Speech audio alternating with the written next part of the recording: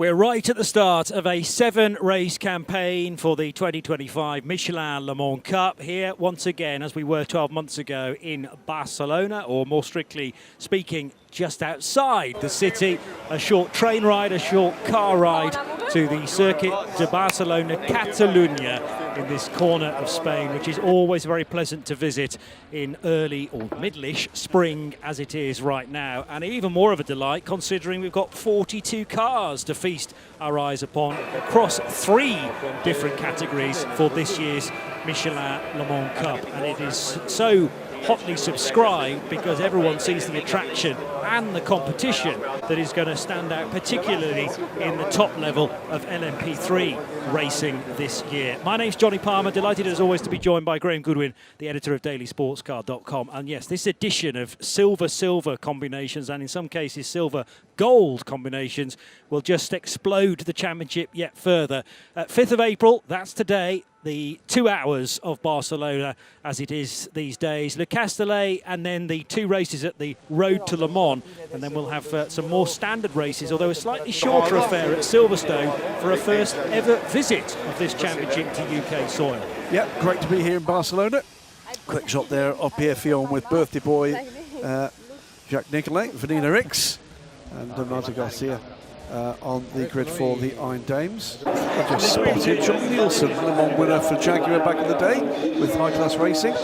Gail, our series manager here, and colleagues from Michelin. Gail chatting away with Mathieu Vazevier, a team owner here, which is great to see. That is the Barcelona circuit, 4.657 kilometres, 14 turns, and quite the challenge, Johnny Palmer.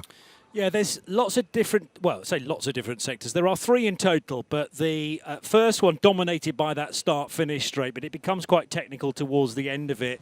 Then the start of the second sector, intricate and an awkward approach into turn 7 and 8, but you get the chance to stretch the car's legs through 9 and then into 10. But then it's a patience game towards the end, and so crucial to get the exit out of turn 14, the final corner right, because that determines your top speed when you begin the next lap. So it's definitely a challenge. There's no surprise that so much testing is done here, including in Formula One and connected categories to that championship. And this is the end of actually a long week. You know, there's been a one-day prologue for the Michelin Le Mans Cup, 2 days for the European Le Mans Series. Monday, Tuesday. No shortage of track time, particularly for the bronze races that we're going to see in GT3 and LMP3 Pro Am, as it is called this year. And that's why those sessions earlier on today were very interesting as the speeds continue to increase.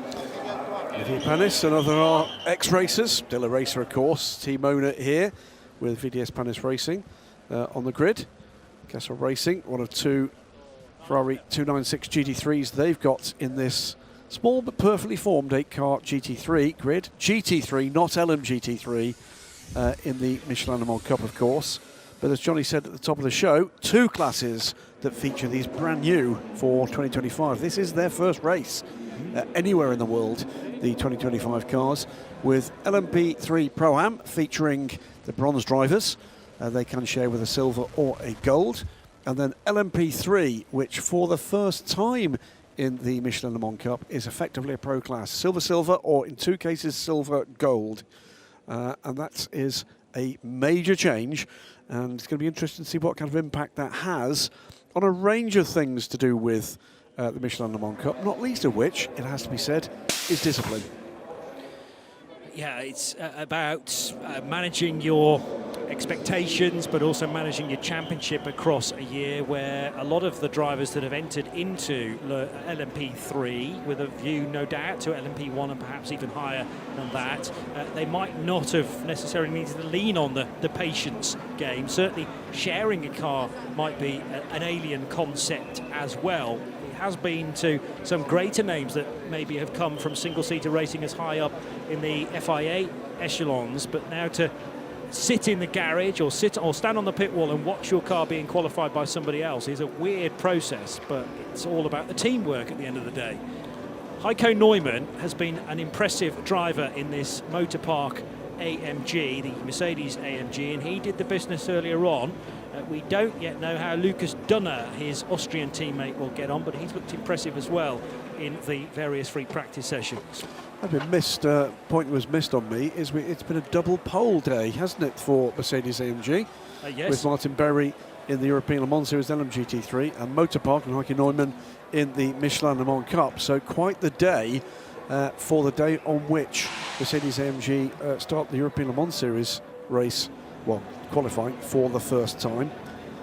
It's been quite the day all round. This rounds out what's been a very full day of track action with 2 races apiece in the Ligier European Series and, for that matter, the Porsche Carrera Cup France, and qualifying for these cars and for the European Le Mans Series. All sorts of this is new colours as well as new cars for CD Sports.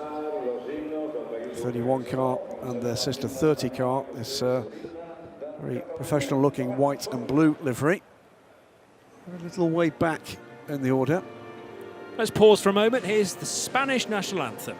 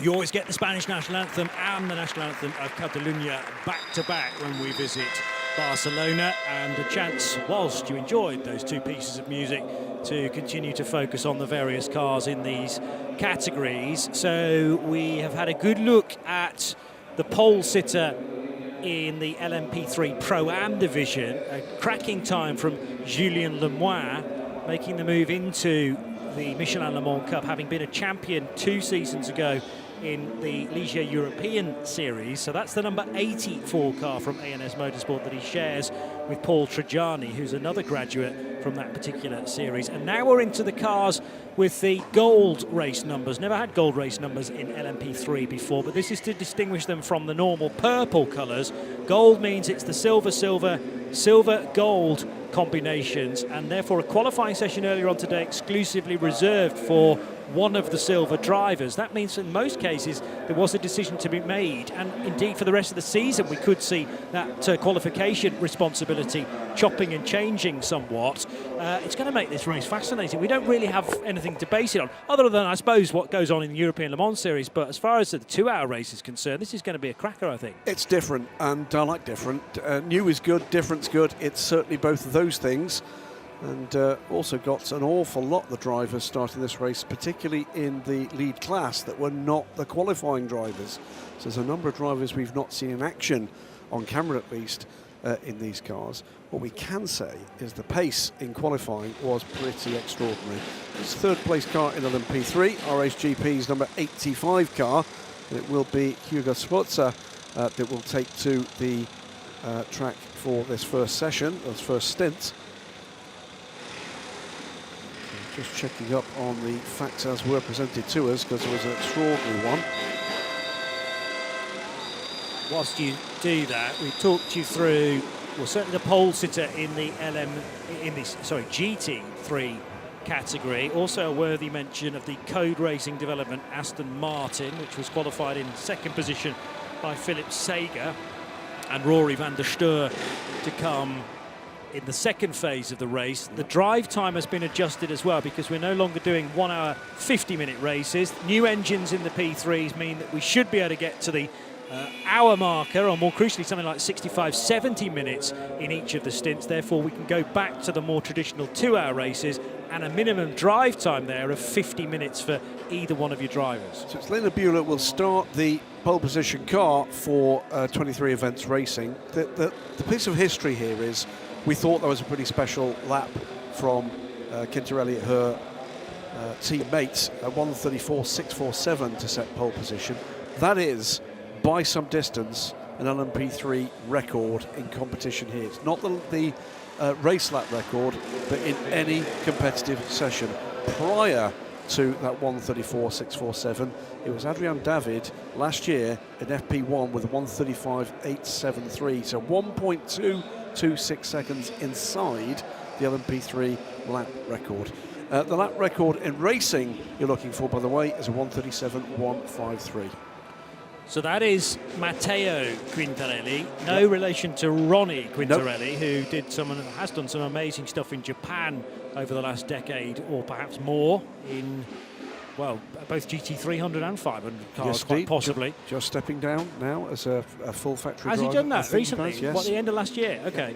But yes, we wonder whether Matteo might be a nephew or whatever, but it's not the same family, despite it being a relatively unusual name. 1 minute board on the grid. Please comparison clear or the similarity, grid. and that seems to be his pace. Quick. Because he is rapid. And yeah, quickety quick, yeah, without a shadow of a doubt. And his teammate is no slouch either in that number 50 car. So it will be Lena Buehler of Switzerland to start that number 50, 23 events racing car. So the team name is 23 events racing, but probably frustratingly for them, they couldn't get the 23 car number to match it. So it's 30 seconds to start the first of the 2 formation laps.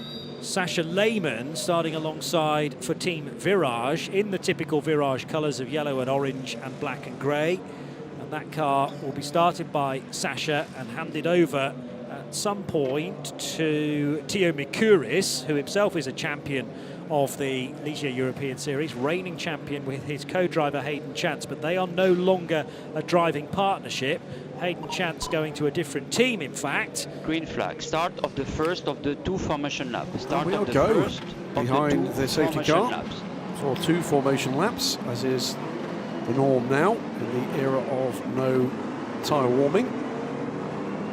There is the Ginetta pulling away, as we said during qualifying. 1 or 2 Ades there as well, and there's the other. For the first time on a full season entry list, all 4 of the current chassis suppliers in LMP3 are represented this year. Absolute squadron of Ligiers, a fair number of Duquesnes around.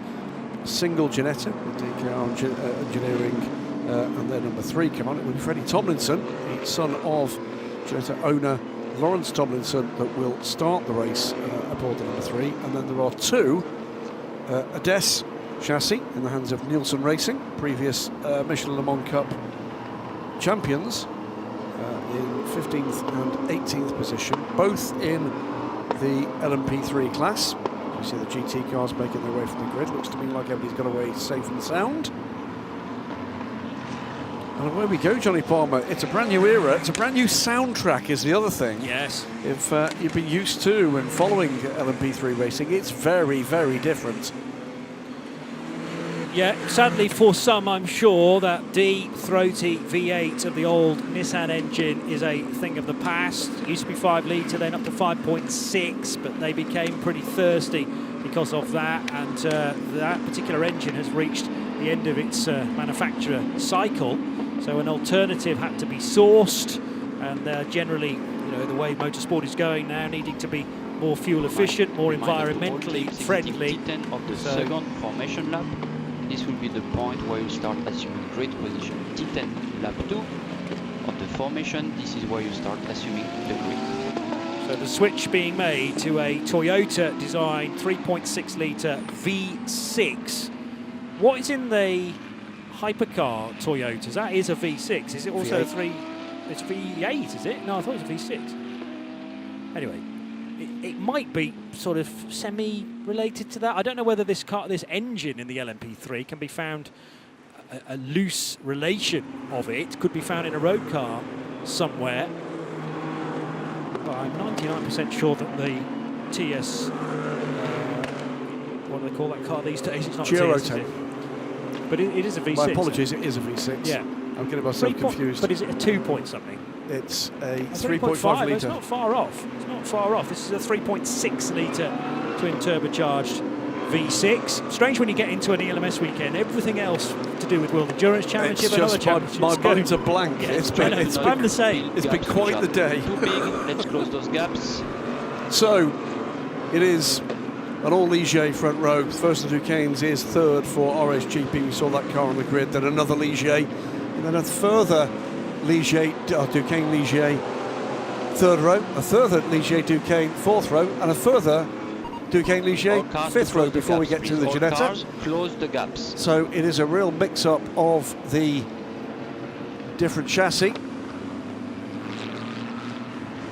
We're going to see some emerging names here in terms of teams and drivers through this season. Well, we've spoken a lot about those cars and teams where qualifying went very well. There will be many stories up and down the order where they'll just feel like they just missed out or they couldn't hook the car up at all. Cars to close the gap, please. It's looking good. And also bear in mind that the 2 of the 3 sessions only gave us one half of the driving talent, with the quicker of the 2 generally still to come. So if we get some sort of intervention, some sort of way of neutralising the race, whether that be a full course yellow or a safety car. Exiting T10, start assuming grid position. T10, start assuming grid position.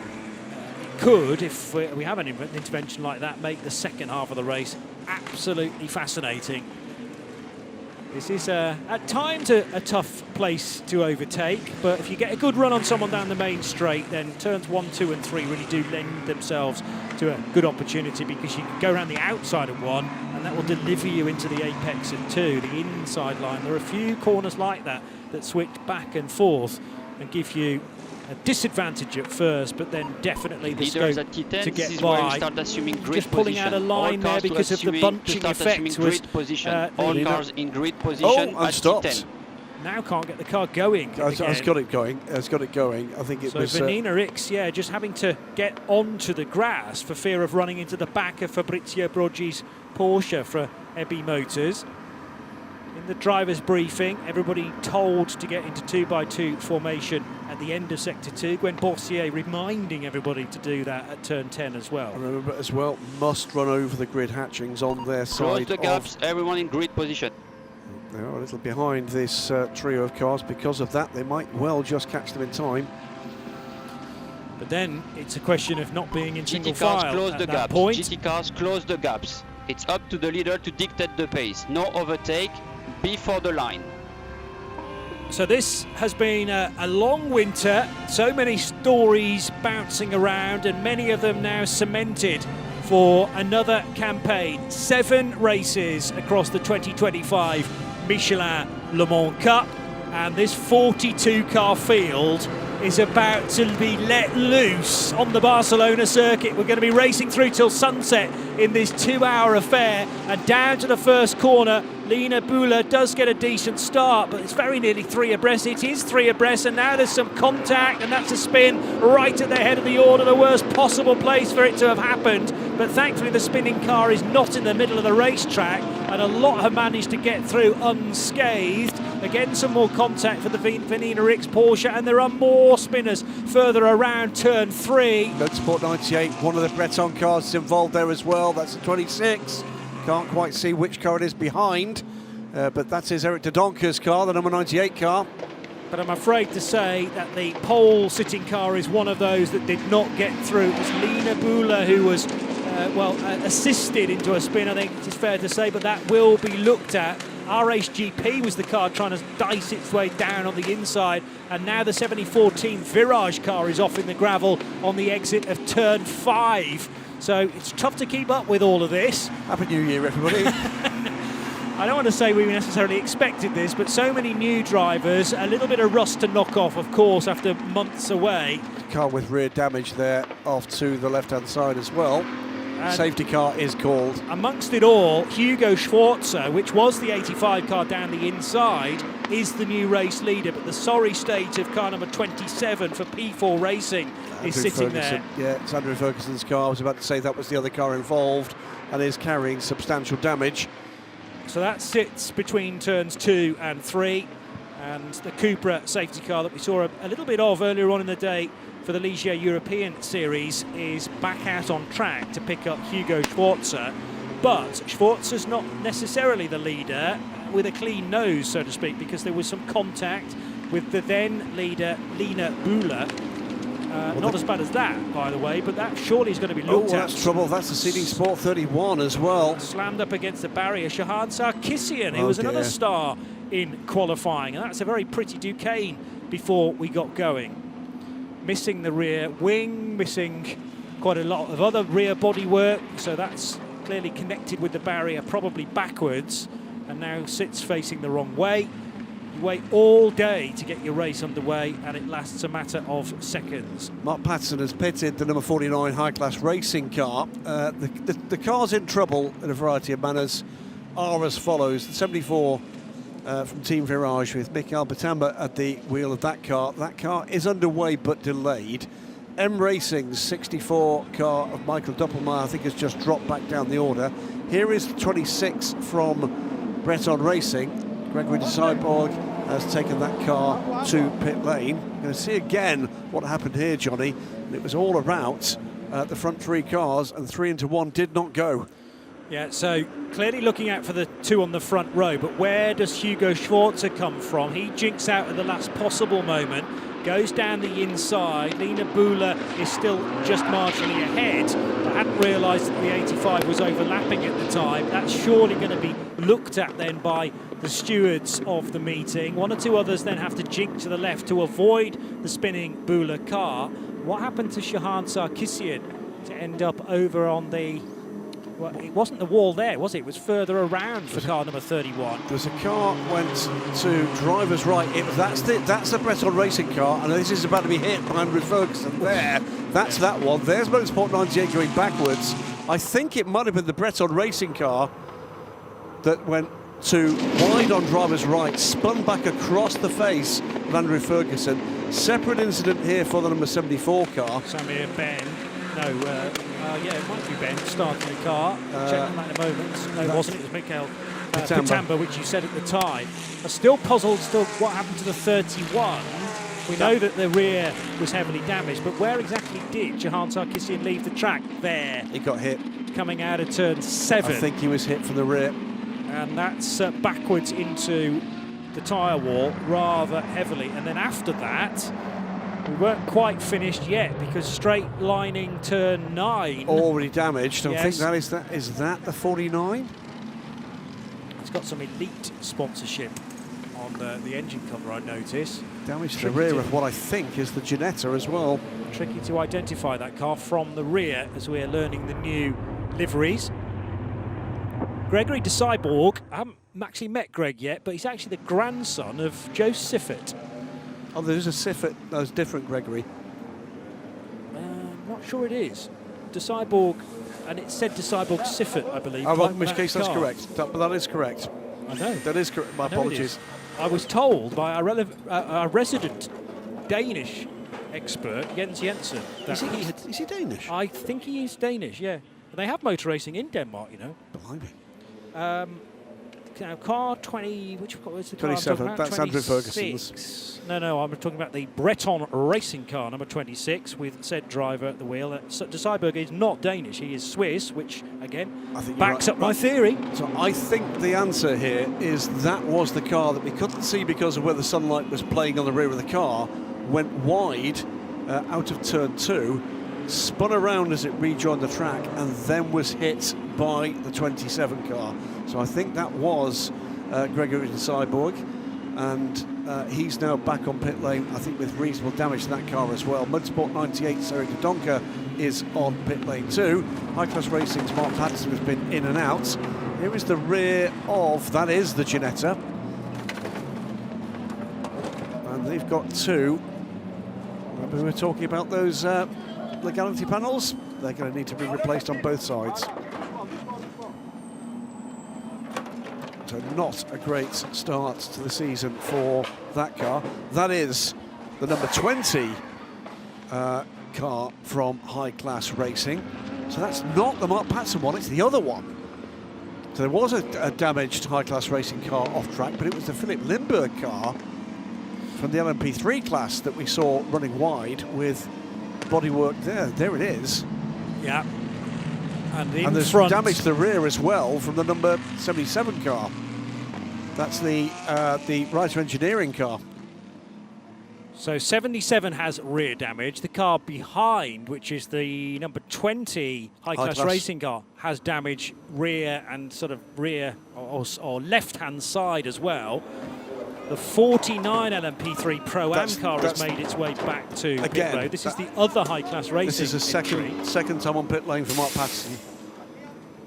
So they're trying to hold on to the lead lap here, and they know that there's work that will extend potentially to take them off that lead lap, but if they can continue to just repair the car on the fly, that's another side to Shahan Sarkisian's number 31 car, which is sadly a retirement for CD Sport.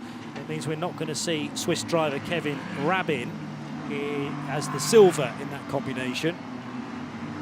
And Hugo Schwarzer continues to lead, but there are 2 areas of recovery here. Turn 3, where a number of cars left the road, and then the incident around 7 and 8, which is Shahan Sarkisian, who left 2 drivers left at quite high speed. I'd like to see that replay again to see precisely who the contact was with, and I'm sure that will be shown on our screen in a moment to be investigated as well. Yeah, so first things first, that's pretty much the list of cars that have been in trouble. Second thing second is who's to blame for any or all of those matters. And so Gwen Boursier and his team, I'm sure, not only are managing the recovery and the safe progression of the remaining cars here, but the recovery of the cars that are damaged. But we'll soon move on to who did what to whom. There will be a wide variety of opinions about this. Oh, yeah. And they'll all be heard. And then much later on this evening, probably, we will get a decision, but that might take a while. Hugo Schwartz has done a quite phenomenal thing in setting a new fastest lap of the race behind a safety car. Good grief. But 1 or 2 others are going to try and go faster than that. I mean, there's only so much you can close the gaps, I suppose. No overtaking permitted, of course, whilst the safety car is out. Alves Rodea, by the way, for CLX Motorsport, all of a sudden elevated to 2nd position in car number 87. There is the number 31 car, going to be lifted over the fence. I've not seen that done here before. Easy way to do it. That's a kind of Monaco-style way of recovering cars with cranes. Yeah, let's hope they don't make the mistake that's often been made at Monaco. Meantime, amongst the headlines of what's going on, we already talked about RSGP leading. He's a 5 car from the 87 CLX Motorsport. Then RSGP's 2nd car running 3rd. Gebhardt Motorsports number 70 runs 4th. So now how many laps have we had? 3 total. This is lap 4. Pits are open. Well, that rule doesn't carry in the Michelin Le Mans Cup. So the pits are not closed. So they are able to do a long pit stop. It's just hearing from Steph Wentworth in my right here. Well, there's only one pit stop to do. Remember, the regulations suggest you have to change. You have to change your driver at the same time. And this is always a bit of a grey area. But I think you have to fuel it, you have to change tyres, you have to change your driver. There's nothing to say you can't do a driver change later on in the race as well. So at 34, which is the only Inter-Europol car, they're an experienced team. If they're making that call, you would guess they would know the rule book in this instance. I would expect, in which case, the 34 has pitted. That has got Aristotle Balot at the wheel. I would expect the second driver to emerge from the pit lane. Okay, yes. So are they deliberately doing this long stop or not? Now, I need to go back to the information that various people have sent to me regarding the long pit stop for this weekend. LMP3 pit stop reference time is 160 seconds. Right. Well, so Motorsport 98 rejoining after damage repaired. For a number of cars, I'm afraid, that will not be rejoining this race. We'll bring you that as we sort this all out. Well, the 165 seconds... 160 seconds is less than the 195 seconds that is currently taking under safety car, so should not lose a lap. Now, it's worth doing. If they've got that...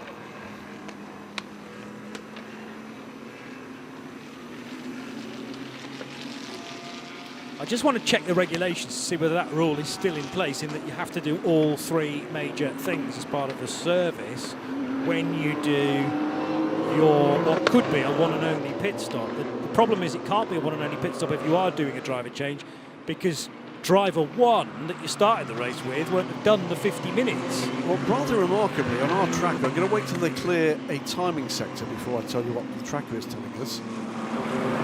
Several other cars coming down pit lane now. 77, which we know has got damage.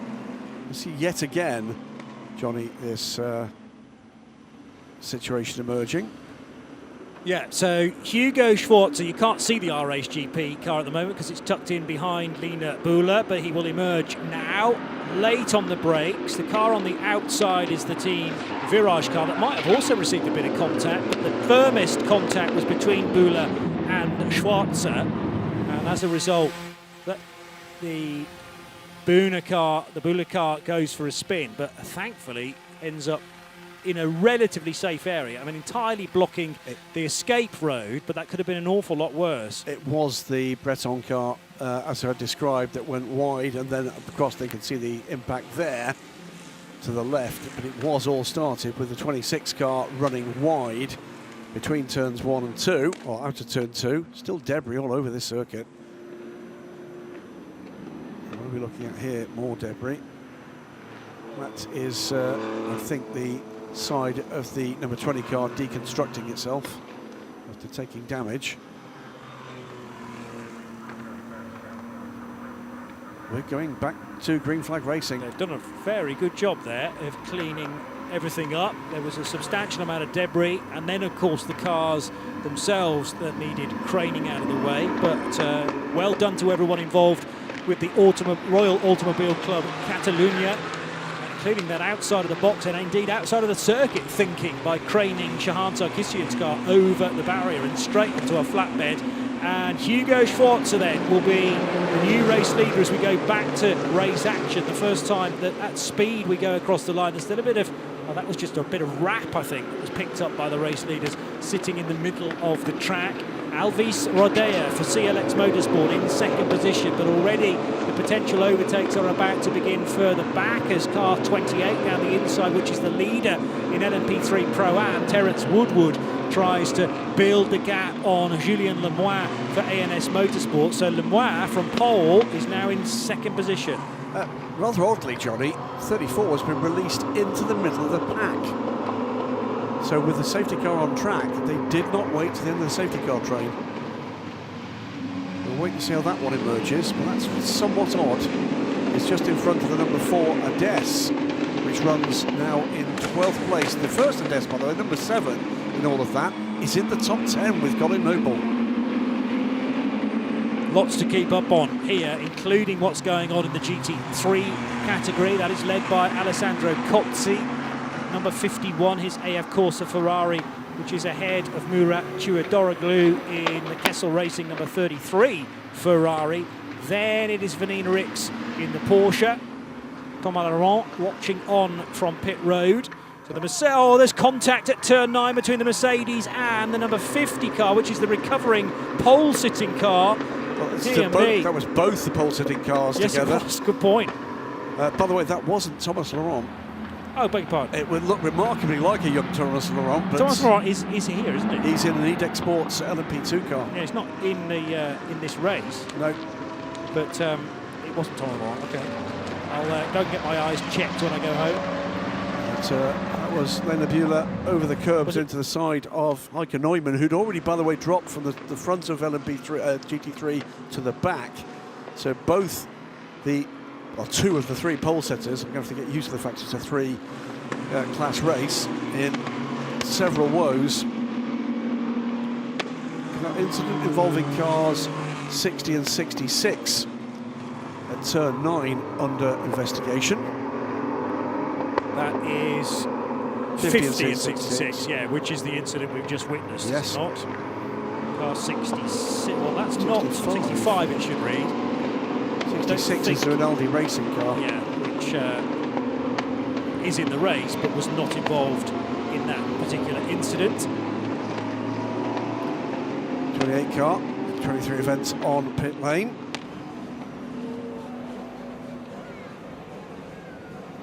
Still checking up on the mandatory pit stop to find out precisely what you have to do within that. Silex Motorsports, Alviz Rodella, by the way, takes the lead and pulls away from the pair of RSGP cars.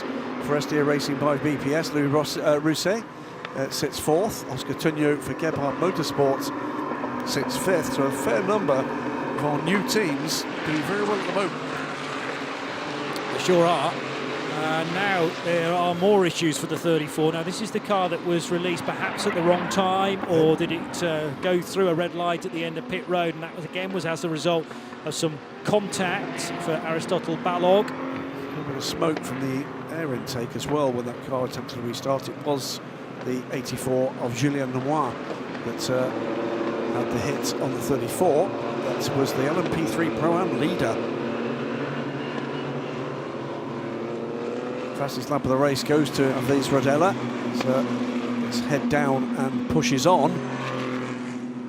Meanwhile, second of the RSGP cars, the 86 Charles Granforce, under pressure here from Louis Rousset for SDA Racing by VPS car. That's the 28 car. Looks like that might be game over. That's a real shame as well, because Terence Woodward has been terrifically fast this weekend. Narrowly missed out on pole position earlier on. Great thing about reading regulations is you can't find this thing that you're trying to pluck out, but you do get some other bits.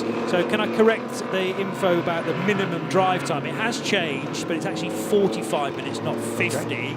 So let us not get tripped up over that later on. That 77 Reiter engineering car is going to do well to not get the meatball flag bits flying off it. So CLX Motorsport now in the hands of Alviz Rodella leading the way. Meanwhile, there's a spin coming out of turn 12. That was Terence Woodward. That was Terence Woodward before he pitted the car, and he's been into the wall. That would explain the retirement then. And further dramas here. That's the more motorsport car, side by side with the Rinaldi 71. Stefan Al's car. And yes, it's front suspension breakage, I think, on the 28. There's generally only one winner between race car and concrete wall, and he hit that with some force sideways. What we don't know is whether he was assisted in that direction from the camera angle we were shown.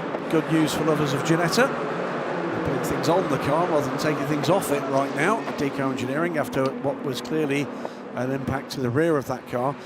2 cars under investigation, pit exit red light. One is the 49 car, which is the high-class racing car Mark Patterson had a very early stop. The other is the interior up on 34, which I'm not surprised at. That car came out in the middle of the safety car train, which shouldn't really happen. Side by side, meanwhile, between the 77 and the recovery. That is the 50, I think. Certainly the right colours on the front of that car. 77 falls short as that goes through turns 1 and 2 in the hands of Horst Felbermayr. Aristotle Balog next through in car number 34, but not on the same number of laps as many cars around him, the American. CLX Motorsport though, 2.1 seconds to the good. Alvis Rodea, and that is the 87 car, so at roughly half distance. Well, Rodea needs to do 45 minutes, and by the way, the safety car period doesn't affect the amount of drive time you have to do. It doesn't have any racing speed, just behind the wheel and not in the pit lane. But Pierre-Alexandre Provost will be the second driver in the current race leading 87. Incident involving car 50 and 85. That is the under investigation causing a collision. That's the turn 2, lap 1 incident that really kicked things off, didn't it? Yeah. Keeping an eye, by the way, on the car in 12th place, Marcus Pommer, first of the two ANS Motorsport cars in their LMP3 entry, number 6 car. That car, quicker than anything ahead of it, down into the 139s. Fastest lap of the race for Pommer on lap 8, 139.221. Way quicker than anything else we've seen. So beginning to find pace and challenge for further positions. As the two teammates for RACE GP, Hugo Schwarzer and Joel Grandforce, are shadowing one another in lockstep, running second and third and trying to hunt down the race leader. But let's head to Steph Wentworth to get some news on our first retirement. Hello to all of you from the pit lane. I am joined by Terence Woodward, driver of the number 28 23 Events Racing car. It's devastating to end the race like this, especially after you've had such a good start, especially in qualifying. Yeah, we qualified well, and then we had a really good start. Managed to avoid all the carnage. I think we made up 5 or 6 places. I think we were 13th overall, leading the Pro-Am category. So it was looking pretty good. And then I came round 11, and someone just hit the back of me and spun me round. And then we hit the barrier, and the car's broken. Are you expecting a penalty to be in order for what the consequence of your race is? Am I expecting a penalty for the other driver? Probably. I mean, he certainly hit the back of my car. You know, it's very busy at the beginning of these races, safety car restart, but yeah, I'm sure the stewards will want to look at it. Right, thank you. You're welcome. Not the first retirement, but one of the early ones. The problem is, of course, yeah, there might be a penalty for whichever car it was, but it doesn't help Terence Woodward at all. He's off home now. He is, rather. Is he in the LMS tomorrow? No, he's not. Not this year. Not this year. In the West tomorrow. So, yeah, so an early end to the race, and yeah, penalty's fine, but that's a quick car, and it's a real galling thing where you're helpless and end up in a concrete wall. But he'll put a brave face on it and be back out for the Castellano. He's a long-time racer. He understands that the racing is also this, as they sometimes say. GT3 is pretty much upside down from where we started. The Team Motor Park KMG was seen in the hands of Heiko Neumann at the back of the field, and then getting tangled up with the attempted recovery of the 23 Events Racing car of Lena Buehler. Race is being led by the 51 AF Corsa Ferrari of Alessandro Gozzi. But then we've got Kessel Racing's 33. Vanina Ricks is up to third. So it's an excellent run from Vanina at this early part of the race in the Porsche.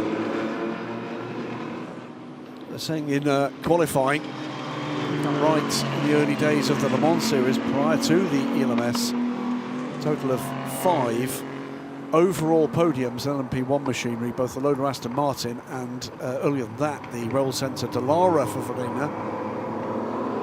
Pacey lady indeed in her time. And here's her second time. It's great to have her back. Hour and 35 minutes remain of this race. Let's hope we can get some solid green flag running. CLX Motorsports lead the race in the number 87 Ligier and pulling away from this train of 2 RSGP Duquesnes, 85 from 86. For SDA Racing by VPS's Louis Rousset in the 29 Ligier. Trying to get onto terms with the first, second rather, in the overall running of those Ducanes. And Gebhardt Motorsport is second CLX Motorsports Ligier, Team Virage's 16, Writer Engineering's first Ligier the 25, the 30 from CD Sports, and then the number 7 Nielsen Racing Ades complete the top 10, and it's 10 seconds cover the top 10. The other thing that's impressive from the GT drivers that were involved in that little kerfuffle on the rolling lap is that they've managed to drive-through put that out penalty of their for car mind. 85 for causing a collision. Drive-through penalty car 85. Now, I did wonder, I did say that Hugo Schwarzer didn't necessarily have a clean run through to what was the race lead at the time, and it's going to be a drive-through penalty for the now second-place car of Hugo Schwarzer for our race GP. That'll take some pressure off Alvis Rodea, our race leader, and open the door as well for Joel Gramforce now to maybe close the gap to the 87 CLX. Yeah, well, that's going to push the 85 car out of the top 10 in amongst the LMP3 Pro-Ams, and it'll be a whole different ball game in the second half of Hugo Schwarzer's stint here, and that's handed a further fillip and advantage to Rodella in the lead car, the 87, looking very good for CLX Motorsport at the moment. Yeah, certainly some consistency from Rodella in the 87 car, Italian racer, sharing with French driver Pierre-Alexandre Provost. Busy now on the back straight as the Mercedes goes for a move on the Ebby Motors Porsche. 95 up alongside 65, but there's been a spin for the Biogas Motorsport Ferrari out of vision. Did he spin? Do you guess he did? I'm guessing, yeah, but maybe just no power. Let's have a look. He got hit. He got hit, and it wasn't a full spin. It wasn't a full spin, but took the wind out of the sails of the 296, didn't he? So that's a real shame, yeah, and it obviously then takes a long time to get back up to speed. You've got to select first gear, which can be a process when the car's not quite ready for it. Josip Maiola, though, is running again. That was a clash with the number 17 Kessel Racing car, by the way. So Neumann in the number 65 AMG takes advantage to grab one place for the Biogas car, has made his way by the EP Motors car and is in recovery mode. Next target, the Code Racing Developments Aston Martin, with the number 17 Kessel car ahead of that pair. LMP3 Pro-Am, Julien Lemoine in the 84 car, now just catching the tail end of the pace setters in the LMP3 proper category. So Julien Lemoine, this will be useful for him actually to be following his teammate Marcus Pommer, also from ANS Motorsport, but in an LMP3 entry as opposed to the Pro-Am bit. There's 8 seconds between them though, but it's useful for the team to have them on a similar part of the racetrack together just to know where the pace is being won and lost. Marcus Pommer will be handing over to, in the number 6 car, to Axel Noss, who did the qualifying earlier on in the day for the French crew. So we've lost 4 of the 42 starters, 1 from the LMP3 class, that is that 26 Breton Racing, that mistake or possibly even a clash triggered the incident that took out one of our other now missing cars, the P4 Racing number 27. CD Sports Shahang Sarkisian, his Duquesne we saw in the wall and then taken over the wall to the waiting flatbed, and we heard earlier with Steph from Terence Woodward, suspension damage for the 28 car. They're the 4 cars no longer running. Still 48 or 38 runners though. 1 or 2 walking wounded, mind you. Drive-through penalty is coming to the 34 and the 49 cars. They were both under investigation for crossing the pit exit red light, and both cars will have to come down pit lane. They currently sit 11th and 12th in the LMP3 Pro-Am, 35th and 36th overall. Yeah, well, that's a fairly easy thing to look at. There'll be a locked-off camera peering at the pit lane exit road, and they're going to come into, well, not the cars on the list actually, 34's in already, 85 in for a different reason, the contact with Lena Bula at the start of the race for the 85 car of Hugo Schwarzer. He's dropped out of the top 10 already. It won't help, the 34's right in front of him either. So falling down the order as other cars make their way past.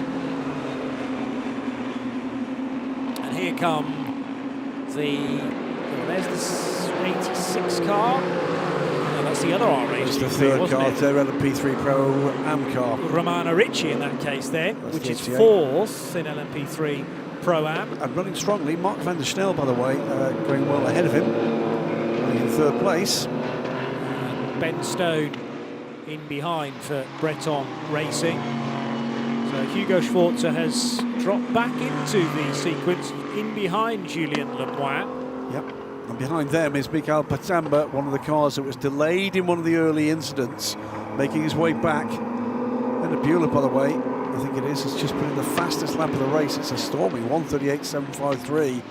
So Danda firmly up. I'm not surprised because at the end of free practice one, the 50 car had the two quickest drivers and they were the quickest of everybody. So it's unusual to have such two strong drivers across your talent, but unfortunately just not been able to utilise that in the race so far. We've had half an hour, almost some contact. I think there possibly was contact at turn 14. That could have been one heck of an accident, but they avoided one another. It's Colin Noble getting stuck in here, and he's under attack from Luciano Morano. And the first year racing by VPS car. I think he's just lost a place as well to Thomas Imburg in the surviving CD Sport car, the 30, across the infield, and we'll have to seat that position. Let's see how that started. Colin has got elbows out, defending his top 10 position in the Ades. Yeah, so the 7 car was not started by Colin, was it? Yes, it was. Oh, okay. Yep. They put the gold in for the opening element, and the 7 car hasn't pitted, right? No. I just wonder whether they were playing a little bit of safety car antics as well, but there are only a few that have done that. And so far, obviously, that's not going to, well, we're not going to see whether that works until much later on in the race, but it does commit you to 2 pit stops rather than being able to do it on 1. It's not the first time we've seen that, potentially taking a long stop whilst the safety car is out, because it's much less damaging. Grid control confirmed they are investigating the incident between the 2 Ferraris, 17 and 23. Biogas car heavily impacted by that. Castle Racing, number 17 car. Still we push on. CLX Motorsport almost 5 seconds to good now from the undelayed RHGP 86 car. First year racing by VPS is 29, Louis Rousset right with him, but cannot find a way by the Duquesne. It is Ligier, Duquesne, because the Gebhardt Motorsport car, and that's the car we're looking at there, sits 4th with the second CLX car at hands of Cedric Altamar, right at the rear of the Gebhardt Motorsport car. Gebhardt Motorsport from Germany, and moving to the Michelin Le Mans Cup after contesting the Prototype Cup Germany. It's its 3rd season now. LMP3 cars supporting, I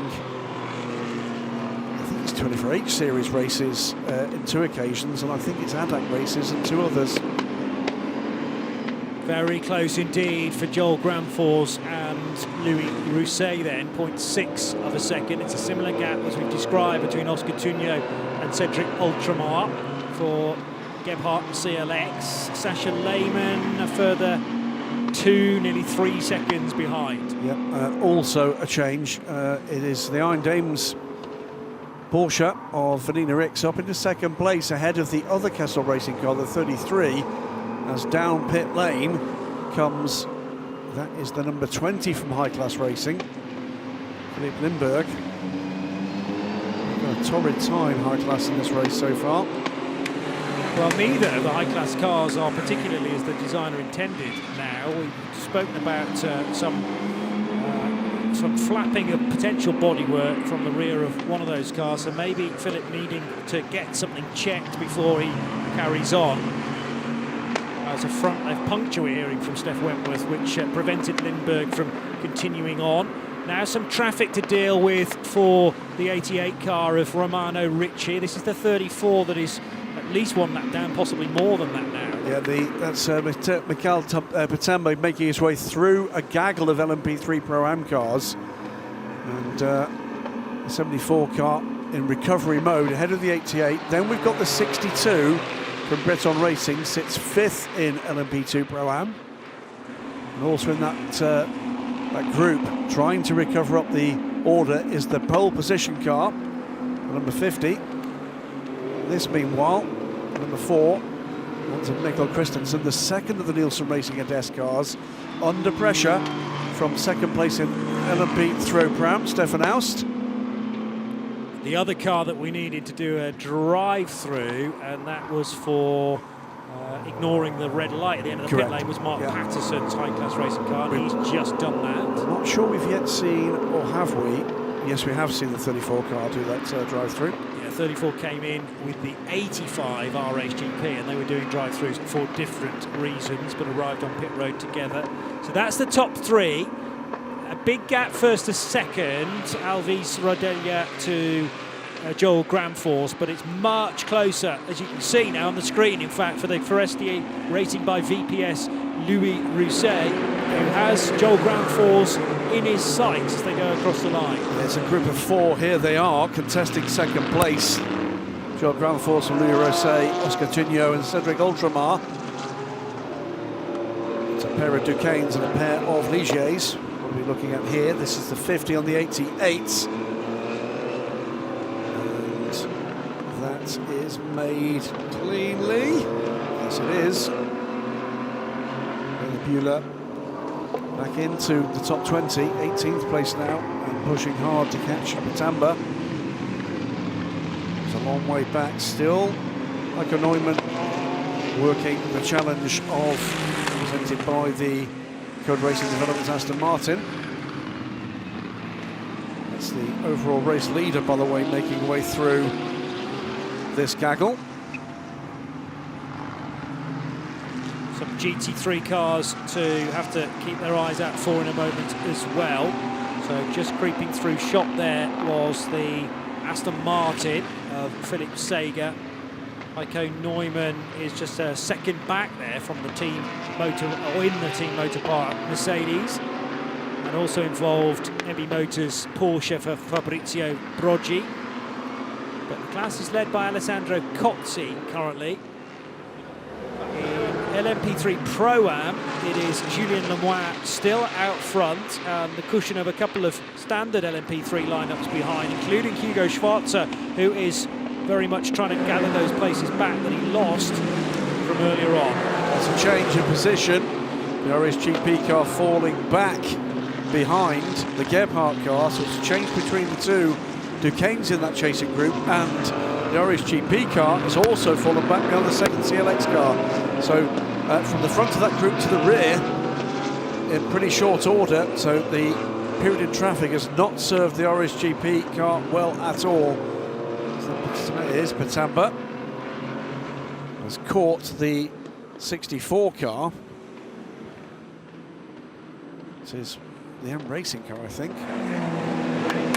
There's certainly a big squirm there as they headed through the first few corners. It is the M Racing car. That's another, it's a further lap down. And off for the Heiko Neumann and into the gravel. Now, that's far enough in. Unless there's traction to be gained immediately, that's going to require an intervention. So what a topsy-turvy race he's had, and trouble for the Gebhardt Racing car as well, having taken a couple of positions. Oscar Tuño is now in trouble. This is at turn 5, so has there been some They've come contact? together, they have. Double hit. It was a nibble at the rear that then spat the front of the car left and slammed it into the Mercedes for a second time. The Mercedes is much more heavily beached. At least Oscar Tuño is moving again, but at a much reduced speed. And how are they going to deal with this Mercedes, which is buried in the gravel and very far away from the racetrack as well? So we're not really yet within shooting distance of the pit stop window, are we? no, we need another 5 minutes on the clock, and they're not going to wait 5 minutes to see whether that car gets back going again. Here's Oscar Tuño, who's made it to turn 9. This is a vulnerable place to be going at such a slow speed because it's a high-speed approach into turn 9. It's that sideways contact that's so often the shock through the car. If it's been hit in the rear, into the transmission, into the diff, can do so much damage. But also that gravel track, the further you go into it, the more uphill it becomes, and they're quite heavy cars, these GT3s. Rear-wheel drive, obviously, and it just runs out the ability to power the car forward because the tyres are just working their way deeper and deeper into the gravel. So I can't see that that car's going to get out on its own. It could be dealt with by a full course yellow, I suppose, rather than a safety car. That way of neutralising the race is open to Brent Boissier.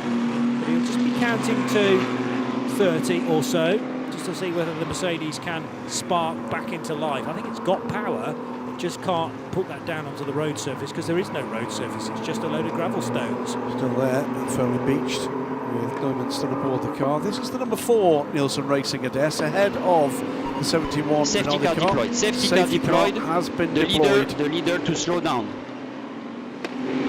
Leader to slow down at 80. Leader to slow down at 80.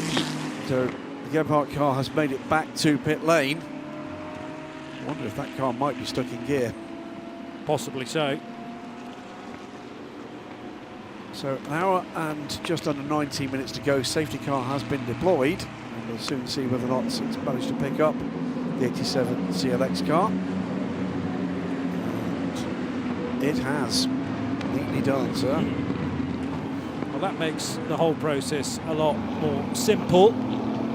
So Tunio and the Mercedes has to make its way to the apex at some point, I suppose, but yeah, there was a car alongside. Yeah. So you can't imagine that you're in an open racetrack and just 87, pick the please. race line as you wish.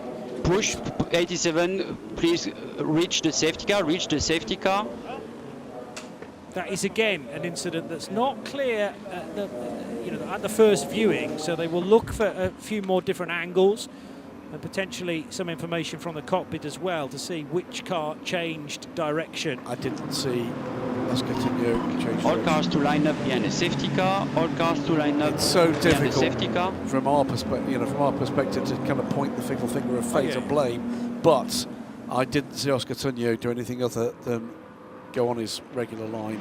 He was trying to get onto terms with the P3 car ahead of him, moved away from being in close contention there into clear air, and I'm afraid it looked to me as if, I know he's got to get to the apex, but not through another car. Yeah.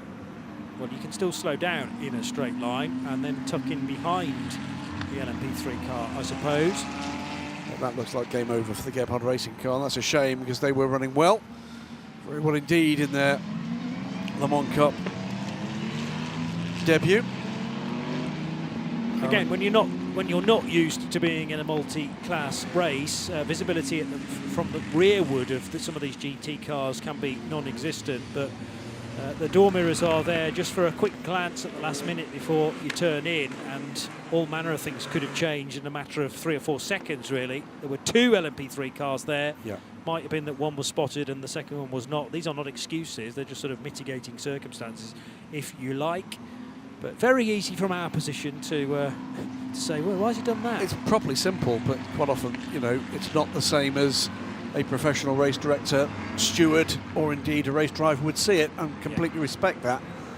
I'm in here, sitting in a very comfortable booth, Very not in the seat for GT3. Indeed.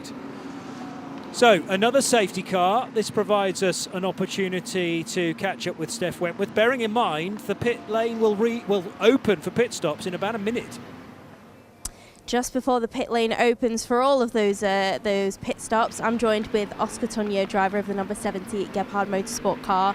Oscar, that's such a devastating way to end your race. Can you just tell us from your perspective what happened in the incident? Well, we were catching up the traffic. I was fighting, I think, with P2. And yeah, we already passed the markers, and yeah, unfortunately I just felt a hit from the side. So game over for us, which is quite tough. Team did a great effort to be here. We're a new team. So yeah, a bit sad running in top 5, but yeah, it's racing, and we hope we come stronger for next race. You've had some really good pace so far in the race. Is that positive going forward into the subsequent season? Yeah, it is. Actually, we arrived a little bit with a knowledge what was going to happen. We got the car a little bit late, and on Thursday test we had an engine issue, so we could not run. So I think to be on top 5, run with a good pace was good for us, and hopefully we can start in next race to improve and maybe to qualify a little bit higher. We'll see you in the Castellet. Thank you. Thank you.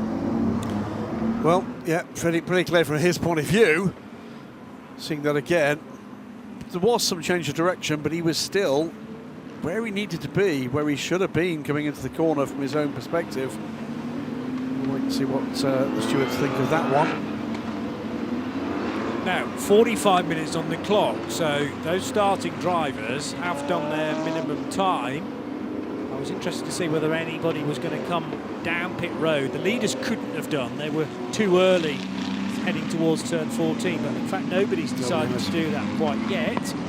Maybe wanting to play it safer than I'm suggesting and wait a few more minutes, but 7:45 minutes is the new minimum drive time for season 2025, Graham. Well, let's tell you, while we're on the safety car, just where all 3 classes currently sits with an hour and 14 minutes to go. It is Silex Motorsports number 87, Ligier of his Rodella, leads the motor race, and of course that lead he carved out has gone. Although, in fairness, through the traffic, Louis Rousset was a lot closer just before safety car was scrambled. That is, the second place car is another Ligier now.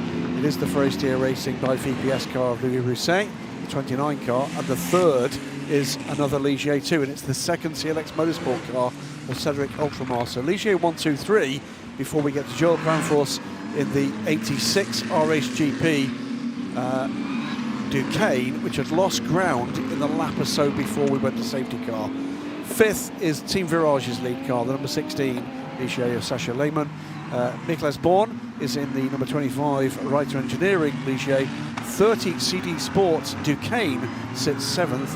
Excellent running at the moment from the number 7 Nielsen Racing Ades from Colin Noble. That car sits 8th, and completing the top 10 and the lead group in LMP3 are the number 6 ANS Motorsports Ligier of Marcus Pommer and Luciano Morano, the 92 Forestier Racing by VPS Ligier. That's your top 10. 11th is the lead car in LMP3 Pro-Am. It's Julien Lemoy in the 84 car from ANS Motorsport, with a couple of P3 class cars between him and his nearest class challengers, which are the 71 Rinaldi Racing Ligier and the Moore Motorsport car, number 99. That's Stefan Aust and Mark van der Snel, respectively. Bresson Racing 62, Rinaldi Racing 66, the 77 Writer Engineering car and the 58th GG Classics complete the top 7 all Ligiers before we get to 22nd place overall and the lead car in GT3. That is the AF Corsa Ferrari of Alessandro Cozzi, and he has a LMP3 Pro-Am car between him and his nearest challenger, which is the 83 Iron Dames Porsche of Vanina Ricks. She's ahead of both of the Kessel Racing Ferraris, 33 from 17, with a 17 with an investigation underway after an incident that involved the Biogas Motorsport car.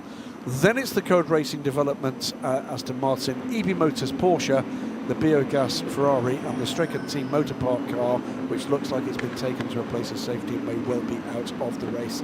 That's the top positions, Johnny, in all 3 classes, but it doesn't tell the whole story of what's been an incident-strewn race, I think it's fair to say. Yeah, and we were semi-expecting that, as a number of drivers won't have been involved in a race for a few months over the winter period, some of whom have never been in a race like this before, might not have driven a huge amount of time behind the wheel of an LMP3 car as well. And it's just a whole different ballgame. You can test, you can free practice, you can qualify on a quieter racetrack, but when the blood is pulsing through the body and you think there's an opportunity to make an overtake on that opening lap, there were several takers, but just a few of them that weren't able to pull off that move successfully. So it certainly put the cat amongst the pigeons as far as the narrative of the race is concerned. The sun getting a little lower in the sky. We are set to be racing until official sunset time at 8:20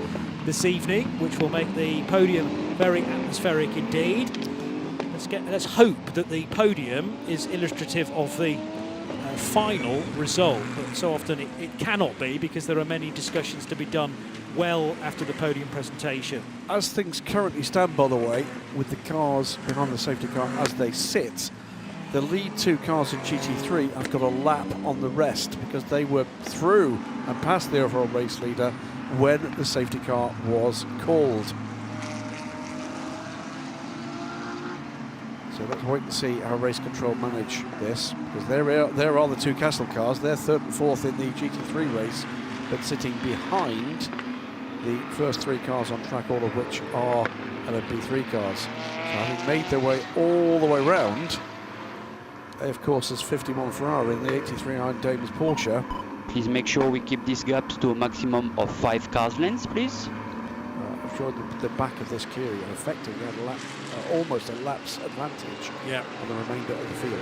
Yeah, but unfortunately, I don't believe there is Don't think they're a way by. rule known as the pass around in World Endurance Championship, and indeed in the European Le Mans Series. That does not exist in the Michelin Le Mans Cup, so it's one of those scenarios of being hard luck, I'm afraid. And it is time for pit lane to get very busy indeed. And watching as the cars come down pit lane, the first car not to stop was the 11th place car,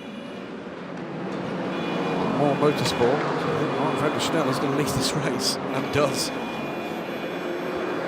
albeit below as a pit stop. In comes the 51, in comes the 10, all the way down, looking for Iron Dames on pit lane.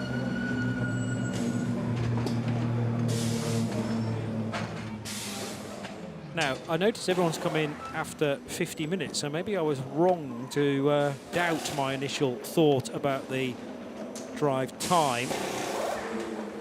So let's consider that it is 50 minutes, and that makes a lot more sense that everyone's pouring in beyond that point rather than the 45-minute marker. There have been various updates to the initial sporting regulations, as so often we get within the race weekend. This is where cool heads keep that eye on the stopwatch, but also keep an eye on safe release here. The cars are in remarkably close contention on pit lane. So this is the group of cars that have either already stopped, for the most part have not stopped for their full pit stop. They may well be gambling on there being less risk of going round one more time to do this in a slightly quieter pit lane. But we're under safety car. If the safety car is released, is brought off track now, and they've got a big problem, because they'll be stopping on the green. Article 13.2 was indeed clarified in a bulletin, I think earlier on in this, back in the last month, 31st of March. So for a 2-hour race, a minimum drive time of 50 minutes. Yep. That's the reason why they've all just arrived on pit road now. For Silverstone, which is still an hour and 50-minute race as we stand, that is the 45-minute rule. So that's been updated. You have got to be so on the ball when you are a team manager or a chief engineer as to, you know, yes, you can have regulations in one big bundle of a document, but there are many times that they are then updated just days before the race event. Pit lane explodes into life as the cars are released at the end of the required pit stop time, they hope, but we'll soon see. This is the 50 car. What one afternoon they've had, afternoon evening they've had, from pole position to turn around in between turns 1 and 2. Pit exit is red, gentlemen. Pit exit is red. We will report cars going out of the pit lane under pit exit red light. Oh dear. This could be a major turnaround.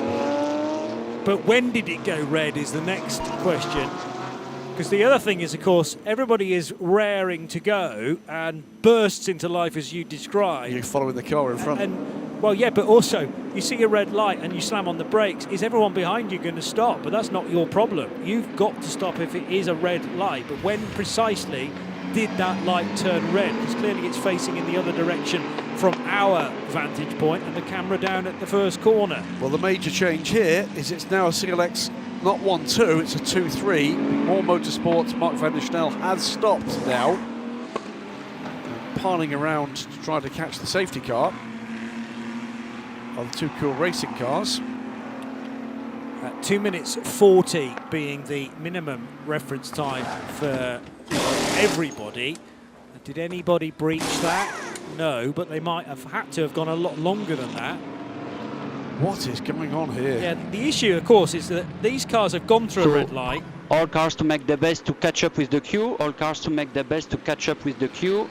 I'd like to see when that light was red and when it went green. Yeah, because I can't believe they would have released those cars that close to safety car. but the rule is that there is a safety car line 1 and a safety car line 2, and when the safety car together with the trainer cars behind crosses safety car line 1, that's when the red light comes on. There were 2 trains of cars that left the pit lane. The initial train of cars, which includes the 2 leaders, and then another train of cars that certainly stopped for a while, but then seemed to either release themselves or be released while the safety car was right there. They didn't want to lose the lead lap, you see. But unfortunately, rules are rules, and they will catch up with you in the end. Yeah. And yes, it might feel good at the time to stay on that crucial lead lap, but you'll be found out and given a pretty big penalty. I think so. Let's but bit the of question is, wait and see. how many cars are going to be included All in that? cars please to back behind the safety car. All cars to close the gaps. We are thinking about ending this procedure, so all cars to close the gaps. Close the gaps. Is the 34 car making history in that in a race that's the first LMP3 of the new wave to have a bullet replaced? No, because the Ginetta already did. In the race? In the race. Ah, okay. In fact, both. So it's the Ginetta that will be the famous pub quiz question answer in future years. That will be a very sad pub quiz. I do. But Graham will be there, I guarantee it. I do have this kind of this thing in my mind with Stefan Chaussee at her desk, waiting and hoping almost to be hit from behind so we can show the quick change rear end number test. But at the moment, I think he'll take what he's got, and that is Nielsen Racing. All cars to close Number the gaps. 7 all cars to close the gaps. Is at the moment sitting in 11th place, but with cars ahead, that's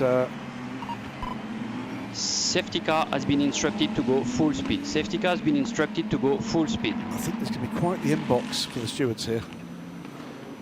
I can't wait to see that list of cars that might have gone through a red light at the end of pit road, because it could be double figures. But precisely when the red light went on, it was very difficult for us to tell. But deliberately, it's done very early. It's done before the safety car gets to the control line.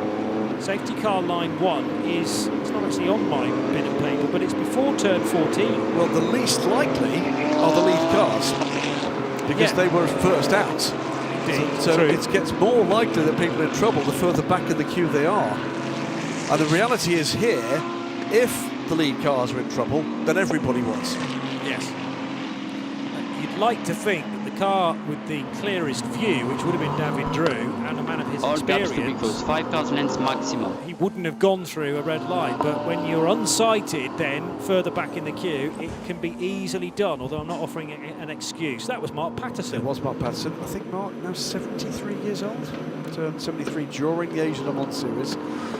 New leader, by the way, in GT3 in that pit stop cycle. The Nine Dames lead the race. Martin Garcia. And that is going to be a very interesting moment. I don't know how long ago has it been for the Nine Dames to have won a race in the Le Mans Cup, if they ever have. There's one for you, Jeff Carter. I'm not sure they have. I don't think they have either. I mean, they've not actually had a car in Michelin They've Le won Mans Cup for a many. European Le Mans Series race, and they've won an FI World Endurance Championship race. Safety and they've car won a in this lap. Ligier Safety European car Series in race this lap. with Martin Garcia in class. So could this complete the set? Yes. I mean, it hasn't been that many seasons that we've had an Iron Dames car in the Michelin Le Mans Cup. Is it 2 as a maximum? No, they started early because Deborah Meyer ran a couple of races in Ferrari. Safety car is coming in. We're about to get busy again. So David Drew leads, and then it's Pierre-Alexandre Provost. These are all the cars that pitted at the right time, so they've done their minimum 50-minute drive times as the initial driver. One car following the safety car in, I noticed there. The Motorsport 98 car came down pit lane with Eric de Donker. So he hadn't pitted at all to that point. So we've not yet seen second driver Gideon Orion in that car. Here comes the race leader through and past the class leader in GT3, Marta Garcia, and it's the second CLX car that follows through shortly. Car 23, start infringement for Biogas. It's a penalty point, 10 seconds added to the next pit stop, or indeed to their overall race time. But there's still another matter outstanding around that Biogas car, which was the incident that saw car 88 gets the same penalty. Yeah. That's a start infringement there for the 88 car. That's the RHGP LMP3 Pro Am car that sits 5th in the class with Romano Ricci at the moment. So add 10 seconds to their race time at least. Car 99, that is Mark van der Snel, I think, gets a drive-through penalty, causing a collision at turn 7. And that is our third place car in LMP3 Pro Am. It's Max van der Snel at the wheel now, but it would have been Dad that, I'm afraid, incurred that problem. So it is a drive-through penalty for that car, so that's worse. Yeah, rather than the 10 seconds that is just added to a next pit stop, but a lot of these cars won't have a next pit stop, so it'll be added to the race time And instead. the fact that that's happened just after a safety car is way worse. Yeah, I mean, there's a fair chunk of time to try and eke out a gap, but yeah, I take the point that it's... He can lose a lot more track position than he would have done. Oh, had that, you're had that talking been- about the drive-through penalty. Correct. I was talking about the 10 seconds No, to no, the no, end of the drive-through. race. 10 seconds at the end of the race, that's an hour away, so you've got Absolutely. loads of time to make up a lot of ground on the car behind, or cars behind. Drive-through has to be served generally within 3 laps of it being assessed. This is the battle for the lead in GT3, and they've not lost the lead, the lead lap. How did that happen? They did not do a wave by. That's correct. So how are those Kessel Racing cars on the lead lap? Very good question. When were their pit stops, or when were the leading duo pit stops? Did they pit under the safety car? Meantime, Good 3-4. question. That was almost the biggest accident in the world, but managed to keep it on the island. I don't understand that, but we'll just carry on talking about the way this race is running at the moment. But they were a full lap. Well, they were locked into position. Oh, because there's a of where door the open race. on the Adesse. Oh, problem! Oh, Huge, that's a incident huge incident for the Porsche, which goes sideways and now is on fire, sitting in the middle of the racetrack. That's the That's a red engine flag. end, and of course, you cannot continue the race in that situation. So we've gone for a stoppage. We were obviously busy talking about various other things. A door is open on one of the LMP3s, It's but their desk. I'm not quite sure how all of that kicked off. We were busy trying to work out precisely where the various GT3 cars were, but that was the race leading GT3 car as well. Everyone now, per the driver briefing, being told to stop on the start-finish line and to continue around no more. And let's hope that the fire point is not too far away.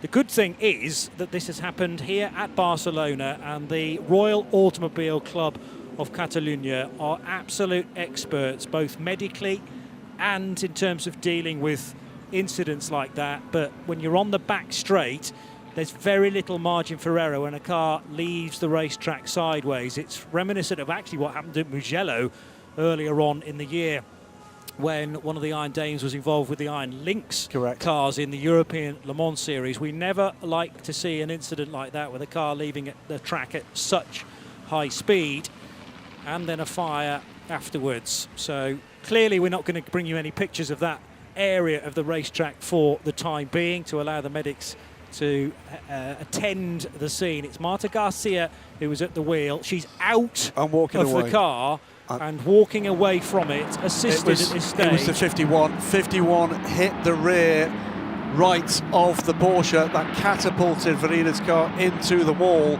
at very high speed. I am beyond relieved to see Verina Rix walk away from that wreck. That was a huge accident. Marta Garcia. Marta Garcia, of course it is. Yeah, Marta Garcia took the car over during There is the Verina. pit stop. Verina Rix already back in the garage. I think she's actually seeing the incident for the first time, potentially. Horrifying shunt. Rahel Fry, wide open eyes, but initially the most amazing news is that the medics have got Marta Garcia out of that car and that they are helping her to the rescue unit. The medical centre here at Circuit de Catalunya, Barcelona is phenomenal, absolutely phenomenal, and the medics will take good care of Marta Garcia. The danger is with an impact like that the results or the repercussions can be late coming, so they'll probably keep her under observation for a couple of hours now to make sure that everything is okay. I'll tell you right now, the fire was the most concerning thing for me. Well, the impact first, that was a huge impact. Yeah, but you then don't want someone trapped in a car who is hurt and then the thing catches fire, but actually the fire contained itself reasonably well in the back of the car. Well, what will happen now, Vanina, as the teammates, and Rahel, who looks after the Iron Dames programme, will make their way to the medical centre and will, I'm sure, be relieved to meet Marta there. Big incident, and that will take some while to clean up. What we've not yet seen is the damage. We've seen the damage to the car, it's catastrophic. What we haven't seen is the damage to the barrier. No. It is tyre wall there, though. It dislodged the entire tyre wall. That tyre wall was bounced off the wall and into the track. The issue was that the Porsche was actually airborne at the point of contact with the tyres, and I can't remember whether there's... no, there isn't a different iteration of the Barcelona circuit there, but there is quite a high curb, and it's just served as a ramp. And the car leaves the ground. It actually hit the tyre wall higher up within it than it was probably designed to do. And like you say, it then tore away the whole of the tyres. And then the next scenario is you've got a car bouncing back into traffic. And amazingly, it wasn't then hit again because of the great reactions from everybody in behind. It's a horrendous accident, but I feel like it could have been an even lot worse than that. And as you say, beyond relieved to see Marta Garcia able to walk away, assisted, but able to walk away. And now she can get checked over several times in the on-site medical centre. The clock is continuing to tick by, despite the red flag being out. This will, well, it can't affect drive times really because we've already had one of them. And it needs to tick, the red flag needs to be out for quite some significant time for it to majorly alter the rule set that we started with. Yeah. In these days of immediate individual visual gratification through social media, it's all too easy, isn't it, to say, can I see film of this and can I see film of that? I can tell you that it's no pleasure to see an incident like that. And I can tell you that literally everybody involved in racing will have been utterly delighted by one thing and one thing only, and that was the sight of Marta Garcia walking away from that wreck. Quite right too. And in a few days' time, she will be most gutted that she was actually leading the category when that happened, and through no fault of her own, pitched out of some good point scoring to kick off their campaign. We're still trying to work our way through precisely the mystery of how the cars ended up so close to one another. I don't understand that unless they pitted, unless they hadn't pitted. Yeah. That's the only thing I can possibly think is, had the lead pair not pitted and then came out in front? Yes.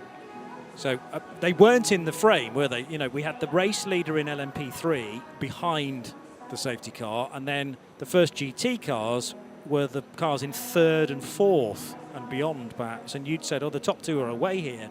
What we couldn't see at the time was possibly those two pitting, but they would have had to rejoin in the correct places ahead of those two cars. So it's still bizarre. We may need to wind the tape back to fully understand that. So we press the pause button on everything other than the clock here. Yeah.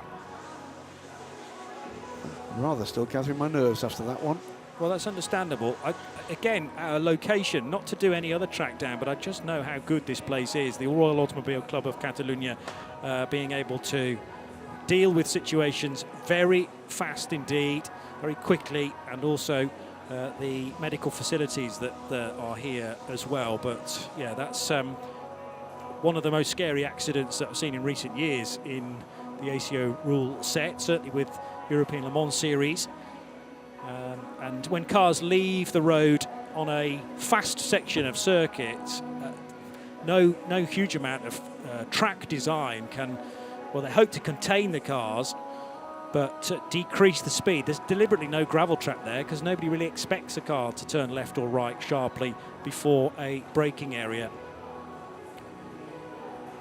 But the car and the way it's been built is phenomenally strong. Yes, the debris field was pretty significant, but those are all the bits that are designed to break off it and crumple, and the area that protects the driver, that the safety cell, hugely basically. efficient safety cell and the roll cage and whatnot seems at the moment to have done its job. We never like to speak too soon, and any news we get, of course, will be communicated, I'm sure, on the Michelin Le Mans Cup social media feeds, probably directly from the Iron Dames crew as well. A couple of quick bits and pieces which in the wake of all of that are, well, somewhat minor. But, on pit lane, the number 4 Nielsen Racing Cadets, I think that was the car, Johnny, we saw with the door open. Yes. And I think that come down pit lane to get the door attended to. There's also been something that's gone on with the other Ades, because that car was running something like 8th or 9th position with Tom Fleming at the wheel, and that's down in 14th place now. So the red flag does provide us an opportunity to catch up with one or two drivers who are lined up on the main start-finish straight. So let's head to Steph Wentworth. Hello everyone, I'm down on the grid, as you can see where all the cars are stopped, and joined by David Fuminelli, driver of the number 33 Kessel Racing. David, you guys are running quite well so far, both of the Kessel cars. How is it going for you? Yeah, first of all, I hope the driver of the Iron Dames car is fine, because the crash was very scary. I was right behind. I was lucky to escape it, but it was a horrible one, so fingers crossed for her. And yeah, our race is going well. My teammate Murat did an amazing start from P8 to P2. So we are currently fighting for the lead and for the podium. So let's see how the red flag will go, and we give it our all. Best of luck, thank you.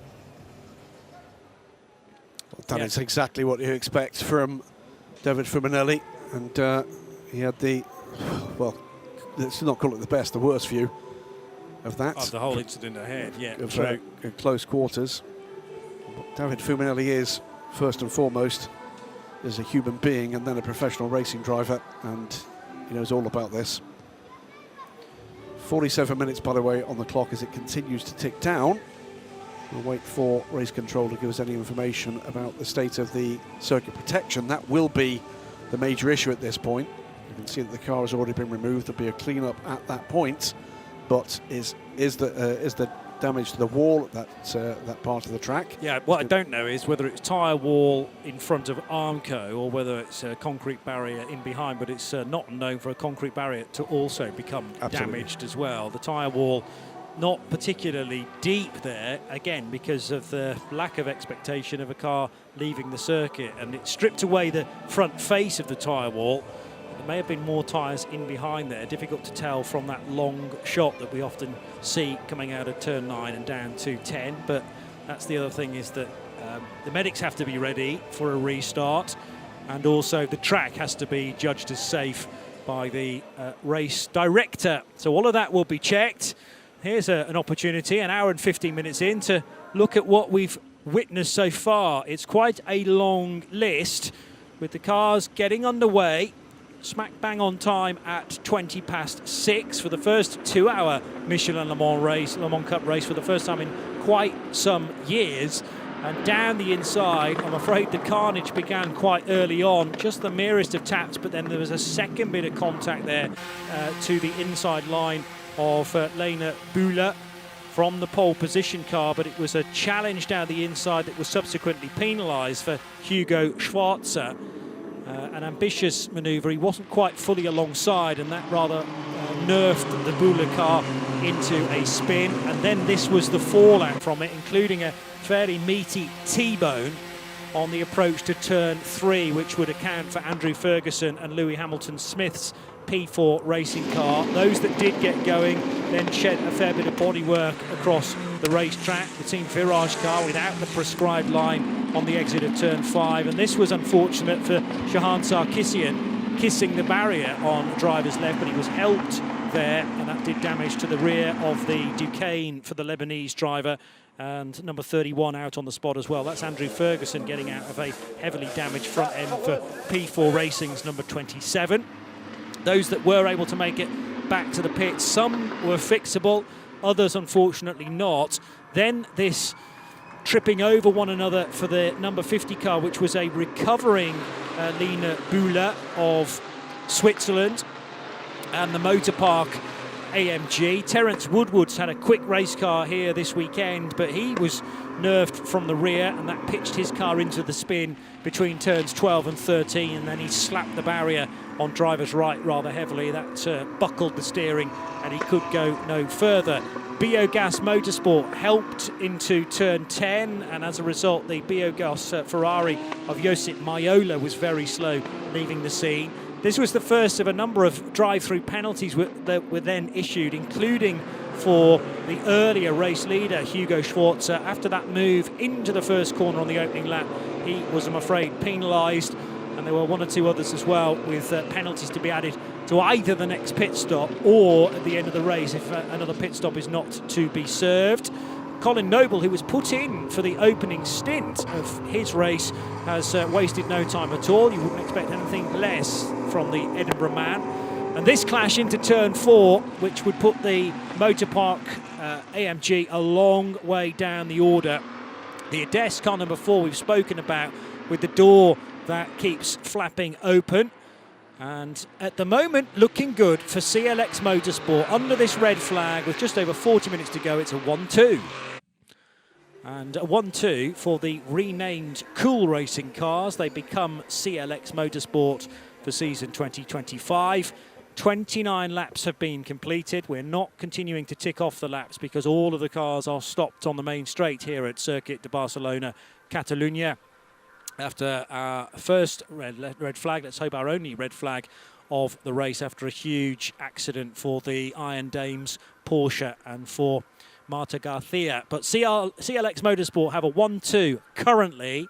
Then Romain Favre for STA Racing by VPS. It's RHGP's Edgar Pierre, number 86 in 4th, and the top 5 in LMP3 are completed by Theo Mikuris for Team Virage. LMP3 Pro-Am headed by ANS Motorsport and Paul Trajani from Fraser Ross for GG Classics. And the GT3 field, that has completely changed order now. Under the red flag, it's Eliseo Dono for AF Corsa and the 51 Ferrari that lead a clutch of other Ferraris, actually. David Fuminelli, who we've just heard from, talking to Steph Wentworth for Kessel Racing, number 33, and Andrea Bellicchi in the number 17 car, also for Kessel, completing the provisional podium spots. The best of the non-Ferraris is the Porsche for Ebby Motors and Sergei Nicolai, number 95. And the Aston Martin for British racing fans, Rory van der Steur pilots that for Code Racing Development, number 11. And that car is currently in 6th position. They're still assessing the state of the track and the wall, more importantly, on the approach to turn 10. So let's head back to Steph Wentworth, who is back on the grid. Yes, Johnny, still on the grid and joined here by Romain Favre, a driver of the number 29 Forestier Racing. You are currently in the podium positions, currently running P3 in your category. How's the race going for you? For the moment, not a lot. I just took the wheel and like 5 laps after we had the red flag, so I didn't have any big feeling for the moment, but hopefully I think everyone is okay, so I'm looking forward to restart. And it's been quite a broken race from what we've seen before, a lot of race interventions. Are you expecting the next part of the race, hopefully, if we get underway again, are you expecting it to be kind of clear? I don't know, to be honest. I hope there's going to be no safety car for the rest of the race. But as we are all Silver's driver and quite hot, I would say, and we all want to achieve a good result, so we will see what we can do. But I hope we will have a clean race for the end of the race. Of course, and can you maintain this podium position? Yes, I will try. All right, thank you. Thank you. Yeah, so lots of stories up and down the order. Clearly, those that witnessed the big accident will be shaken just as we are in the commentary box, but you've got to try and put that aside, I suppose, and focus on the remaining distance, which is still a bit fluid. We're hearing rumours of when we might get a restart. Is that now confirmed on the screen? Yes, it is. So race will resume at 19:50. Not hearing any plans at all, by the way, to extend. In other words, to recoup the time lost under red flag. There is Eduardo Freitas at the incident site. As we'll often see Eduardo, and can now get a better view of it. Is a concrete barrier behind that tyre wall. They're reconstructing the tyre barrier in its original place, and boy, did that do its job. Yeah, terrific. And that is the benefit of, Grade 1 circuit design as well. I think these days, many of the positions of tyre walls and Armco barrier, concrete barrier, probably done from computer simulation more than anything else to work out precisely where a car might end up, and therefore and at what angle and where best and at what distance to put these various bits of circuit furniture in. But they're not in for decoration. They're in entirely deliberate places after many hours of working out precisely what might happen. You've already said about the medical staff here at Barcelona. The marshals here pretty impeccable too. Let's get you a moment. Saw Eduardo Freitas at the incident site there. He's not the race director here, Gwen Boursier is, but Eduardo here is an experienced FIA race director, used to, as part of his job, inspecting circuits around the world for the various classifications. A moment in a time when perhaps the people that administer motorsports are often being seen in a non too favourable light, to mark the fact that the work that's been done by these guys and girls around the world means that we can be talking in the way that we are about this incident and others around the world. Good to see Eduardo there. He's a very wise head on the shoulders, and I can tell you from countless conversations with Mr. Freitas, he cares about nothing more than the safety of everybody involved in these events. And yet again, that's where we are right now. He'll tell Gwen Boursier he believes it's ready to go when he's happy for it to go. And if he's not, it won't. Just got a message on the screen that will look back on that incident and potentially therefore give the car in behind, the 51 Ferrari, a penalty. It's labelled as happening at turn 9. It was closer to turn 10 actually, but we know precisely what that message is indicating. It's an incident involving cars 83. That is Marta Garcia's Iron Dame's Porsche and the 51 Ferrari, the AF Corsa car. Which is the one you identified, and that's the one that now leads the GT3 category, it does. Of course. So it would be a big news story if that has to serve a penalty. Yeah. It would shake things up further. It would look very rosy for Kessel Racing at that point, because they are currently second and third in behind the Eliseo Dono Ferrari. Yeah. And it might also promote the Ebby Motors Porsche to third position and a potential podium. What do you think, by the way, Eliseo Dono, whatever that was, it was a mistake. And I'm sure the horror of the immediacy of the effect of that contact, whatever caused it, is most greatly expressed by the person that person involved in the incident. So, what do I think? Well, it doesn't really matter, does it? We wait and see what the stewards come back with. Suffice it to say, I don't expect that car to be winning the race. No. And quite frankly, I don't want to witness that incident again, but the angle that we saw it at wasn't great for stewards to judge from. They will have better angles from CCTV cameras and also from potentially onboard cameras as well, maybe inside the 51 Ferrari, that they will be able to request from the team, download that footage and find out precisely which lines might have changed at any point. It was somewhat reminiscent of what happened in Mugello, though, where there was that misunderstanding between actually team cars on that occasion. Two Porsches in the European Le Mans Series race, Rahel Fry and Claudia Schiavoni, and Schiavoni exiting at very high speed to the right and straight into the concrete barrier there. So again, testament that regardless of how the cars have been built, either to GT3 spec or to GT3 spec, there's not a huge amount of difference when it comes to safety, frankly, but the Porsche is an incredibly strong car.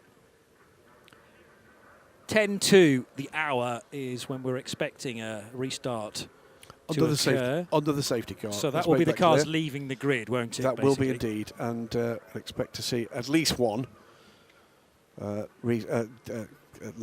behind the safety car. But a little over 5 minutes' time, and that will leave half an hour of the race time still to elapse. So the first few laps you won't be strictly racing, although it will count to the number of laps completed in the race. And we're not at a point, what I didn't make a note of actually was precisely when the red flag came out, but might be able to find some information to help me along with that. 5-minute board being displayed, so that would fit with the information we had about a 1950 restart under the safety car. Still clean-up underway. We still have 5 minutes before we're due to get it back underway behind the safety car, but there's still a fair number of vehicles on track. So we need to see those moving away if we're going to get back underway in what is just over 4.5 minutes. That safety car will not roll unless every single one of those vehicles is back in a place of safety. And those vehicles will remain where they are and work in that incident if there's still clear up to be done. So let's mark at the moment that as an intention rather than a statement. 7:23, I think the red flag came out, so we are just over 23 minutes into it. Pretty remarkable recovery in that time. We'll hopefully get back to racing conditions. Now, 1 or 2 cars being released, I noticed, but racing conditions in less than half an hour from the incident happening in the first place. Right, so these cars will be the ones ahead of the race leader.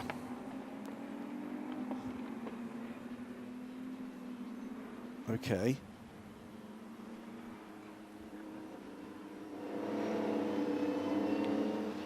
Is there an instruction on the screen regarding those cars that are being sent away? Other than bear totally right at turn 9, so that'll be the...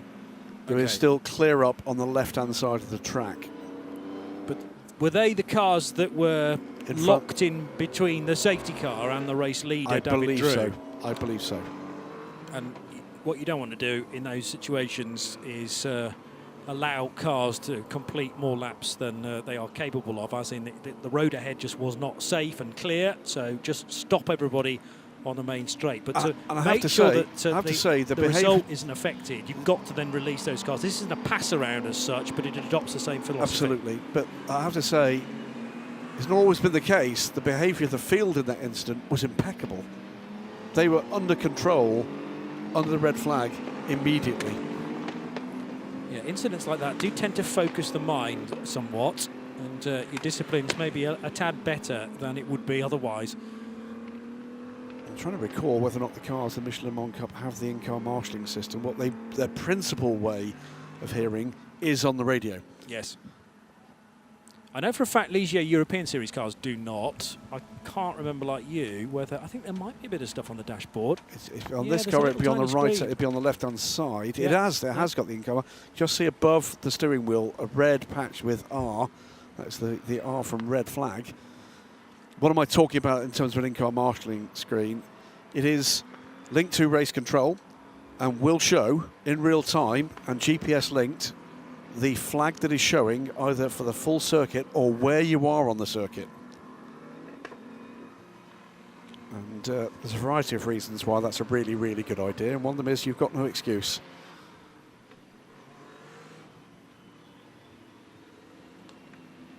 So working towards still 75% of the race distance, that is the aim, and therefore you get to 75%, we don't have to worry about compromising the amount of points being awarded. I think we may be a little later. There is still lifting gear in use at the tyre barrier. Well, a minute to go ahead of the 1950 planned for restart. The I suppose the 1 minute board is going up. when the safety car is in control of the field, then repair work can continue on as long as everybody follows the safety car and bears That's well a very left. good. That's an extremely good point. Yeah. So Because the track is not blocked anymore. the doors are being closed. There's one that isn't. Pilots being allowed to concentrate on the road in front then. One more door to be shut. And that hopefully is about to be done. That's not the Ades, is it, that had door trouble No, earlier on? the in the Ades has piece? got a literal gull wing. Yes. That was a front hinged door. The Ades is hinged at the top. Okay. So like the And the- old Mercedes SLS style. And the Ades, DeLorean. the 4 car, is shown on an outlap. So that has been allowed to come out and rejoin the train. There it is, in fact, in the background. What we haven't yet seen, for obvious reasons, any penalties that will come to any cars that pass the red light. No. Well, yeah, the intro's been somewhat full of other things, hasn't it? But Suffice that it will to have been, say, that list will exist somewhere. yeah. And they'll be good and sure. Away we go. So, under the safety car. Don't expect this to be immediately one lap and green. So I strongly suspect that won't be the case. But we are at least mobile. The two CLX cars tucked in behind, the delayed by an incident that involved pretty much a comprehensive rear-end rebuild after impact to the back of the Ginetta. But good to see that car still lapping. Then the two Forestier Racing by VPS cars, I think,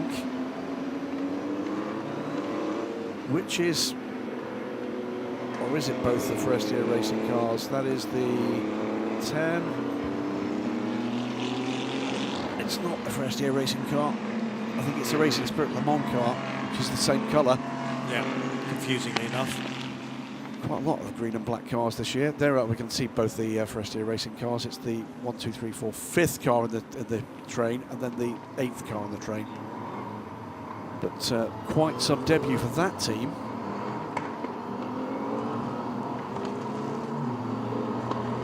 Now, I just noticed that another segment of the racetrack is currently yellow. I mean, it's all yellow because we're under safety car, but I'm drawn to the bit between turn 8 and turn 9 currently as well. Double yellows at 8, 9 and 10 is being shown on the screen. 9 and 10. 8, 9 and 10. Yeah. But on our track map, it almost looks like there aren't yellows on the straight between 9 and the start of the 3rd sector. But I think that's just a slight misrepresentation. It is one long double-waved yellow segment.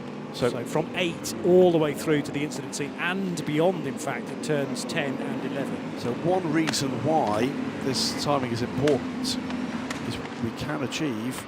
There we go. That's the incident in the background. Well, whilst we were looking at the desk, the door opened. That was all unfolding it behind. Yeah. Well, as I say, that was the reaction from the Iron Dames camp as they saw Marta Garcia being led away. But again, an illustration of actually the airborne nature of the Porsche, because it slid across the curb, it then caught the gravel and it pitched it a couple of, well, maybe a foot into the air as it then made contact with a very thin layer of tyres. The point I was about to make is at this point in the race, because this is the race, we can complete 75% of distance, and that's important in terms of the regulations, the points, etc. So even if we are continuing for a lap or two behind the safety car, it looked to me like those vehicles had left the incident site now. Don't think the lights are off quite yet, but we'll get one more lap and the potential to start racing at the end of this one then. So it will be lap 31 going on to lap 32. Actually, you can see behind the wall some of those intervention vehicles, the rebuilt vehicles, making their way back to their holding areas. There is still debris around. Yeah, and on a bit of the racetrack, which I thought was unaffected, but I suppose there's bits of car hanging off here, there and everywhere. Ginetta G61 into pit lane for a bit more fuel. Yeah.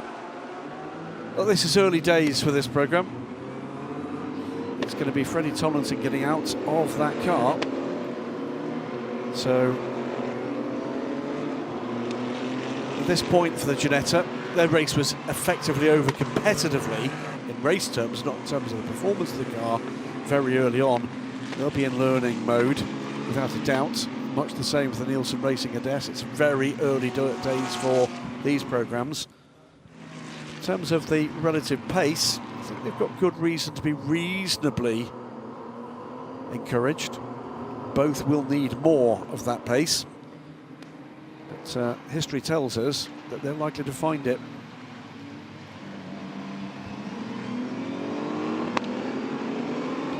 What I don't know is whether in that number 3 car we've seen any of Wyatt Bricardchek yet. Freddie, I think, did a quick stint initially, then they maybe brought that Ginetta in during the first safety car. Didn't Wyatt start the car? Not according to my figures, but I've another way of cross-checking that to find out, because the grid sheet was issued, of course, with the starting drivers on it. They've been locked out of the pit lane, as everybody else has, for half an hour, so it will have gone against them in that respect. But as you said, it had been a trying period anyway up until that point for the first race of this Ginetta LMP3 car within the Michelin Le Mans Cup, at least. Safety car lights are still on, so we'll be going round for another lap as they wait for the Ginetta to be released.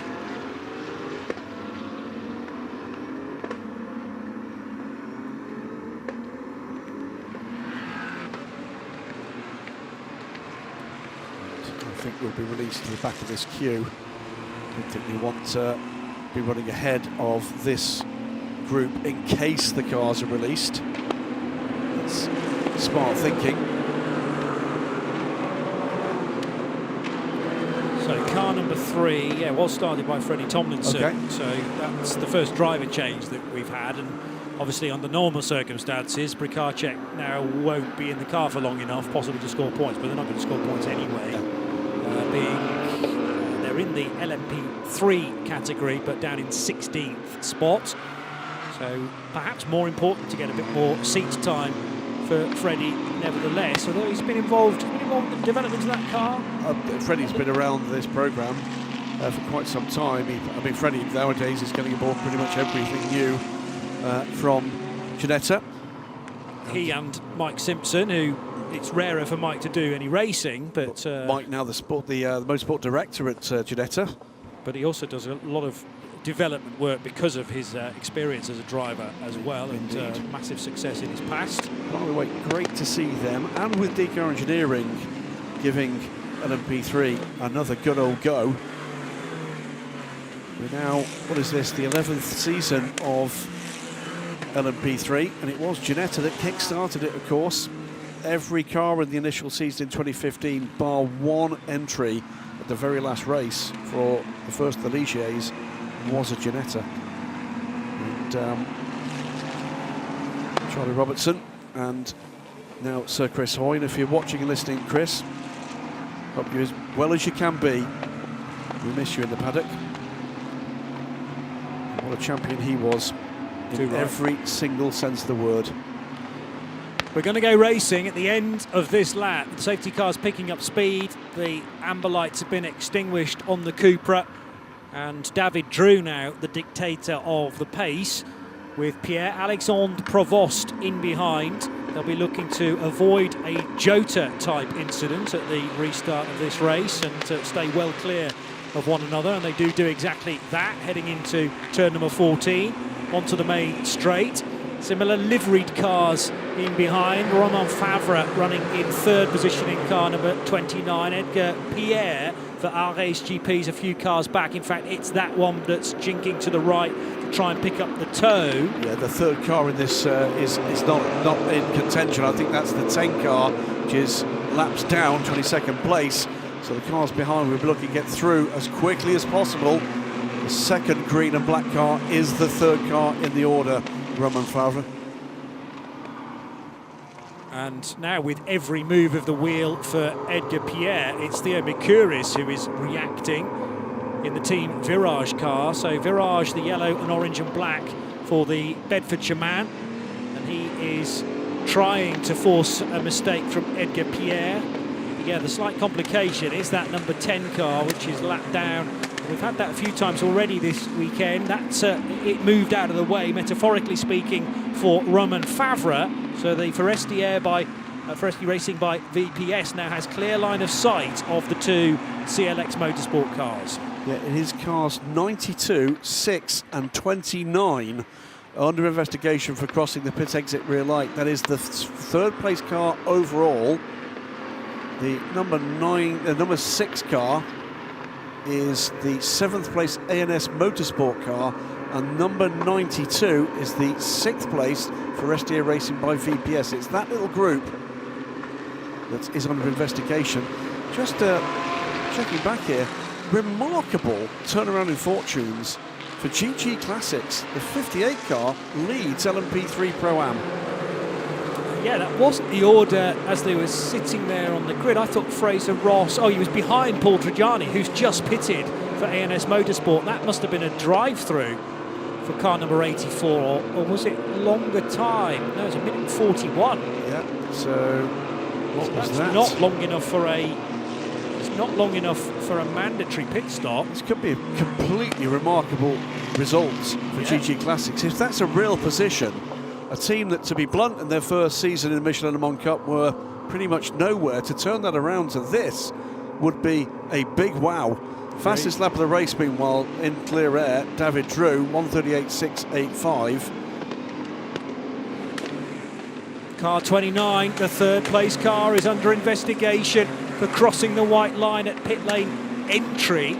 So there's a blend line there. That's the third place car of Romain Favre. And there was a correction, and we've lost that message that the 29 is not one of the cars for the pit exit red light. It's a different investigation. 95 is in fact the correct number for that.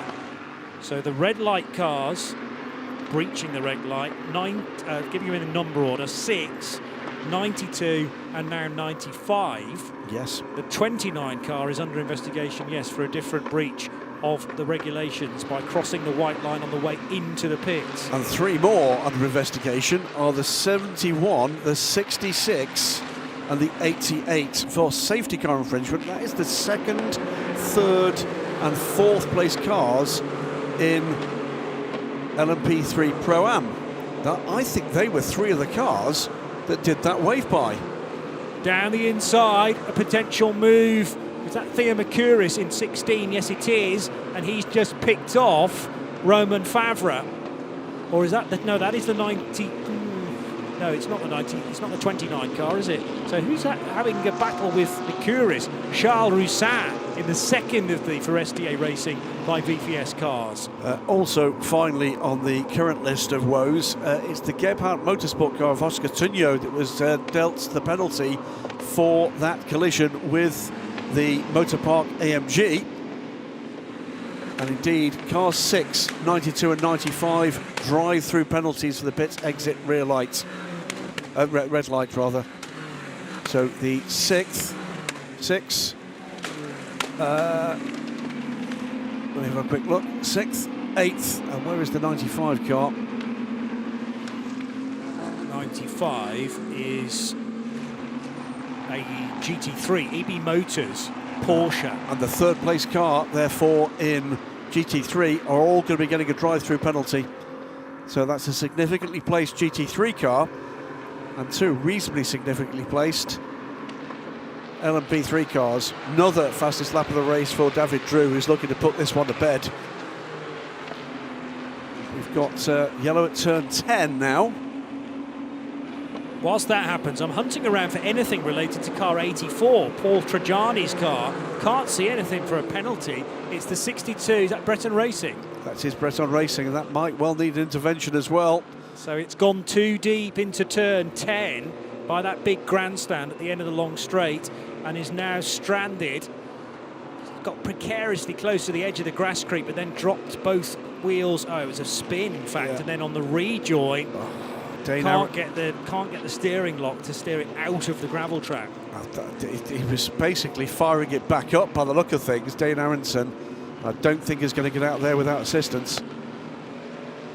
16 minutes to go. David Drew trying to pull away here. Full course yellow is coming for that recovery. will come at in about 15 seconds.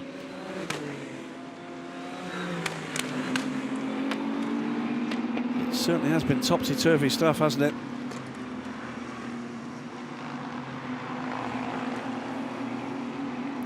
Right, Ricochet, by the way, has rejoined. Ricochet, my apologies, has rejoined after that fairly lengthy stop for the Ginetta. As we said, in competitive terms, its race was run after an impact to the rear of the car in the very early stages.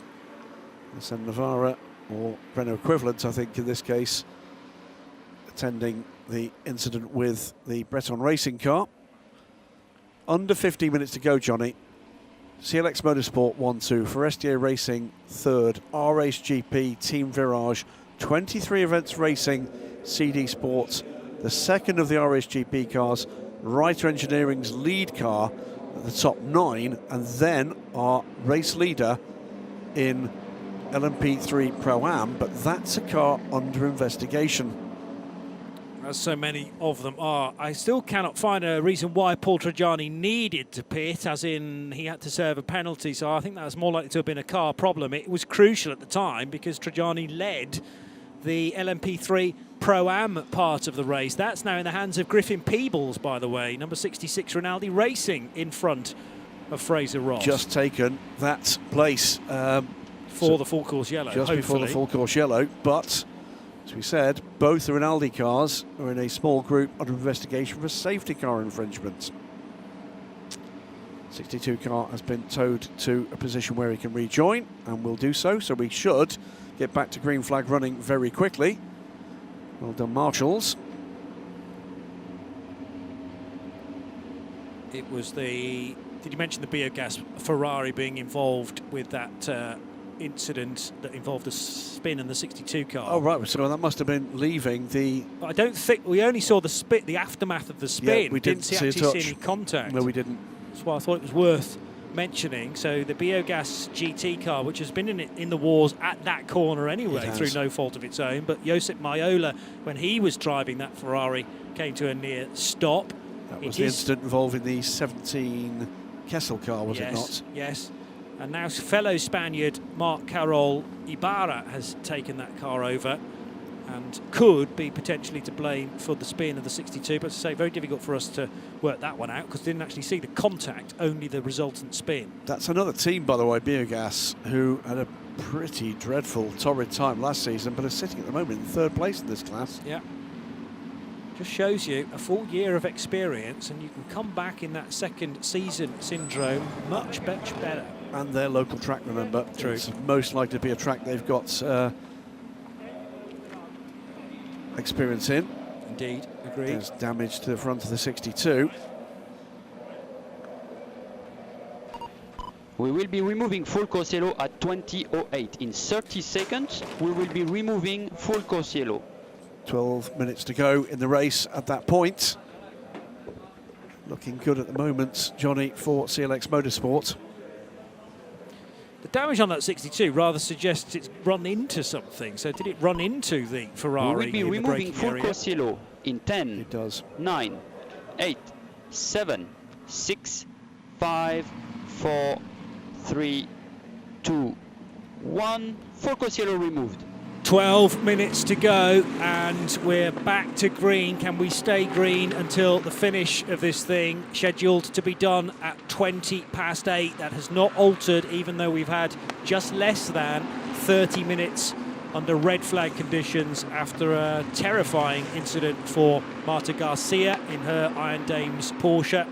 Porsche in various states of disassembly, I'm afraid, but Marta Garcia now with the medics, and any more news we can bring to you on her condition, of course, we'll get that to you, but probably keep an eye on the social media channels later on this evening from both the Michelin Le Mans Cup and indeed the team directly. She was able to walk away, but assisted by the marshals to the rescue unit.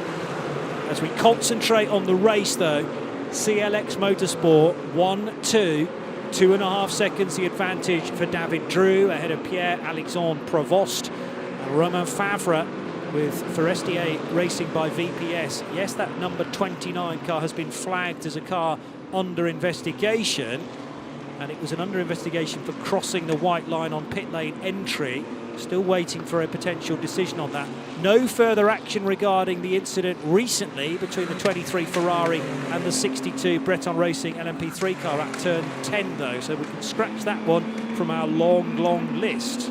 So still to be determined, is there any penalty coming the way of the cars, the small group that were under investigation for the safety car infringement and the incident that involved the elimination of the 83 with the 51. And the 51 is significant because that currently leads the GT3 race.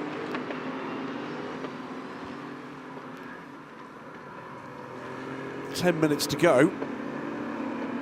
David Drew. Actually, that gap is coming down to Pierre-Alexandre Brevot. Romain Favre, who had been catching the two, is just dropping back a little, 10th by 10th. Comfortable gap now to the RSGP number 86, which has been tied up behind the number 10 car for quite some little time now, and that's not helped them. Full course yellow is coming again. Is it?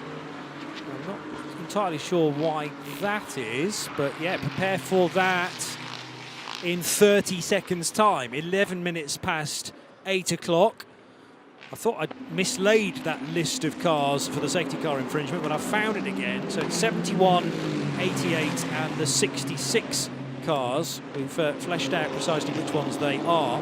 But you've got to be alert if you're in the cars for this particular stint, because in 3 seconds, 2 seconds, 1 second, now the full course yellow arrives. Gives us a chance, by the way, that's for Debris, to say that Rory van der Steur is a late addition to the Code Racing Development squad. That looks to me like a Writer Engineering piece of bodywork in the Code Racing Aston Martin, and regular in IMSA competition, has taken 3rd place from that Code Racing Development, from the the biogas Ferrari. So the Aston Martin is up into a podium position.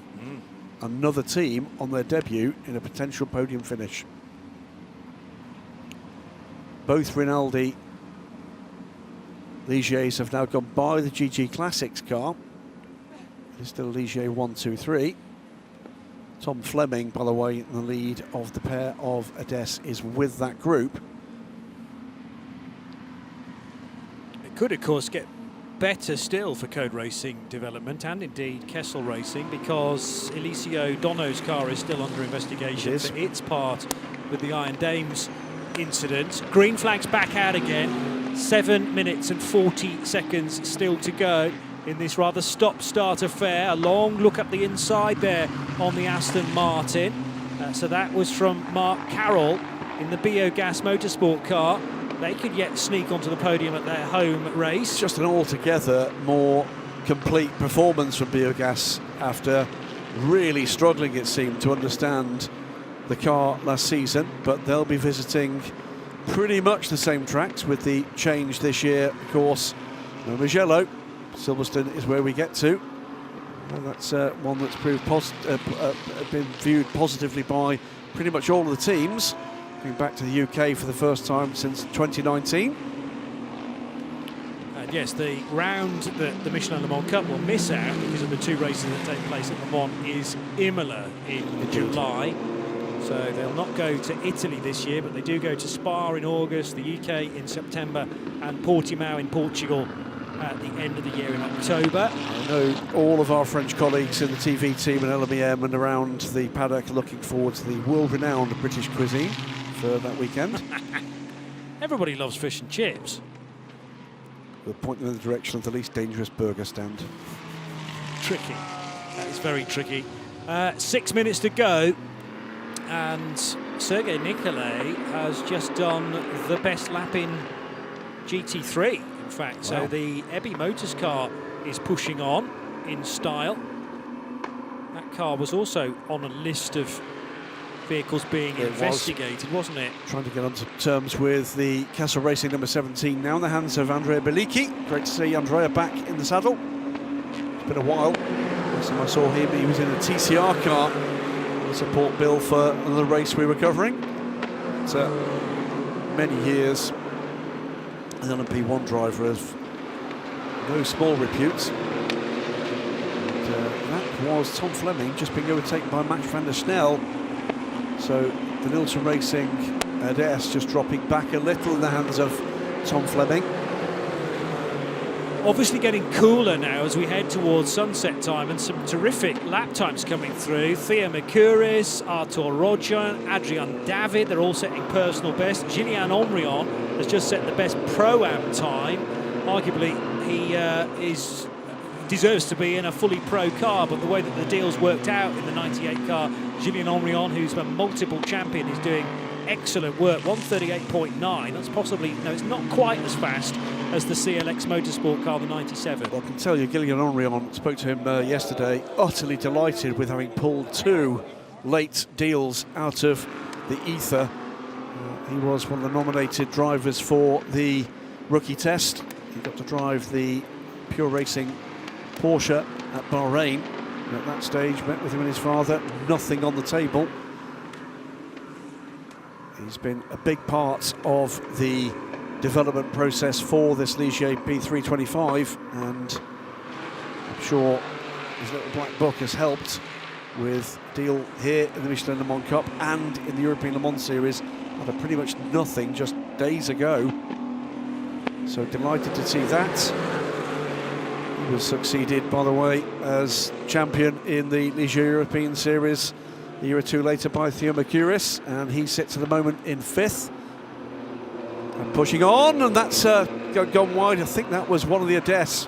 It was the number 7 car, and damaged the rear of that car, and it's too late to do the quick change rear end. And impress everybody with how efficiently it can be done. So it was the gravel that tore it off, wasn't it, rather than the contact from the car behind. But that uneven surface can very easily make a bit of a Horlicks of race cars, particularly under trays.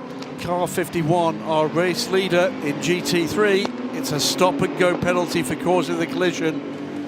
Yeah, that will put David Fumanelli's Kessel Racing Ferrari to the lead of this race, and time will have run out for that to change back in AF Corsa's favour. So Alicia Dono will be down pit lane shortly. Rory van der Steur will inherit 2nd place. And Mark Carroll Ibarra will be on the podium at this stage, but Andrea Bellicchi not close enough, I don't think, to catch.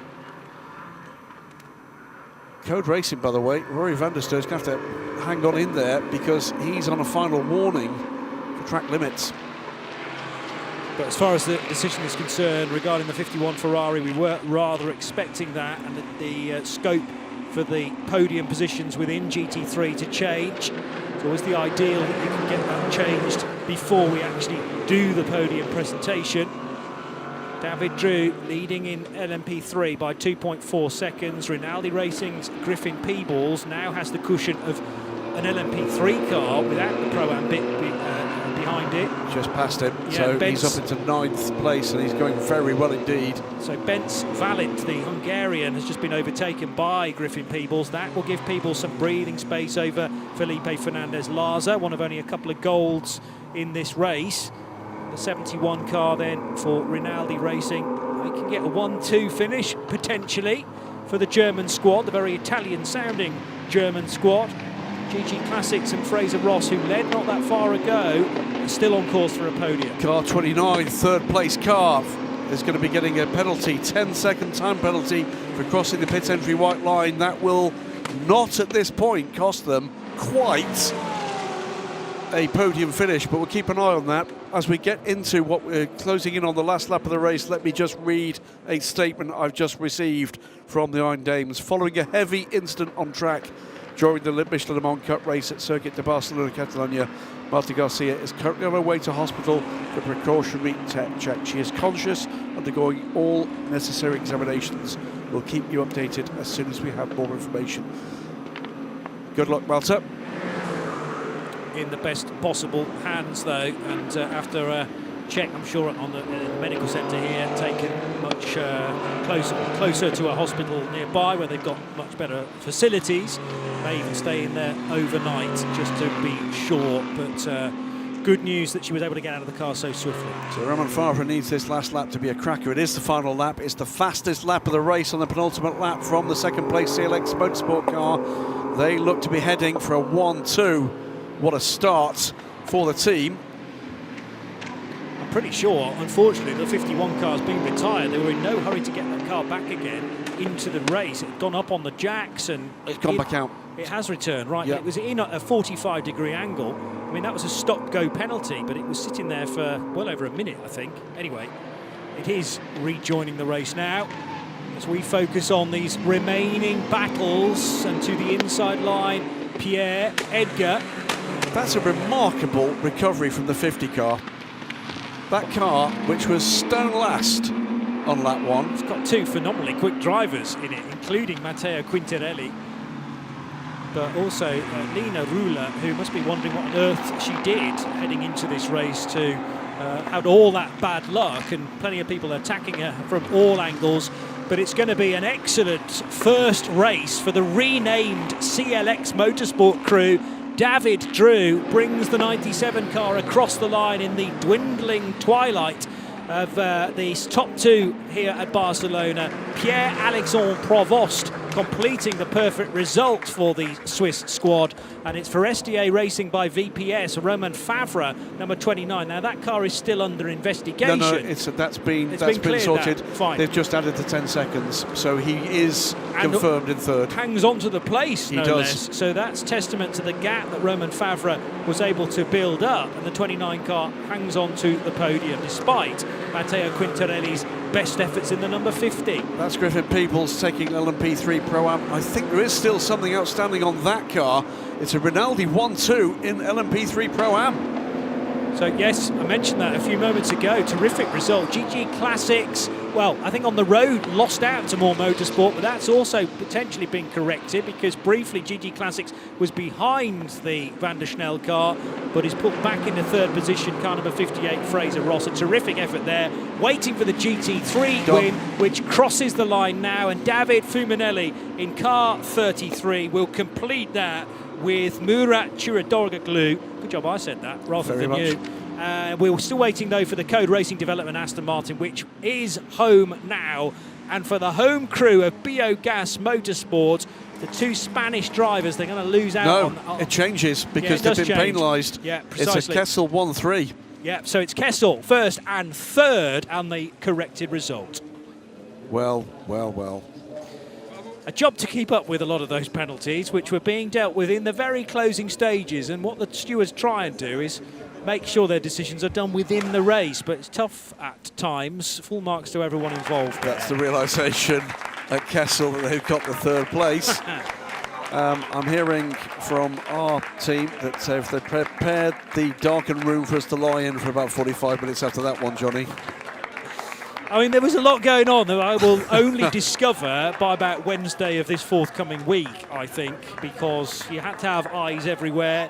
That is always the case with the Michelin Le Mans Cup, but now it's got 3 categories. Blimey, that's tough. That is tough to keep up with, but a joy nevertheless. Remarkable, there's 34 finishes in that, actually. Yeah. There were so many incidents, dozens, I'd have suggested, including many small ones we were not witness to. But well done, CLX Motorsport. David Drew bringing the number 97 car home from the sister 87, which pushed hard to the end. The gap, 1.4 seconds at the end. Roman Favre claims a first podium on their debut for SDA Racing by VPS. There is the Rinaldi Racing, number 66. Steve Parrow, Griffin Peebles. And it would be a Rinaldi 1-2. And by the way, it's a Ligier 1-2-3 in both LMP3 classes. Yeah, when they were up against 3 different manufacturers for the first time in quite some time. The Ligier dominant once again. So Ligier sweep the podium. The other French motorsport giant, we'll just give them a bit of a moment, as there's the 1-2, the 33 and the 11.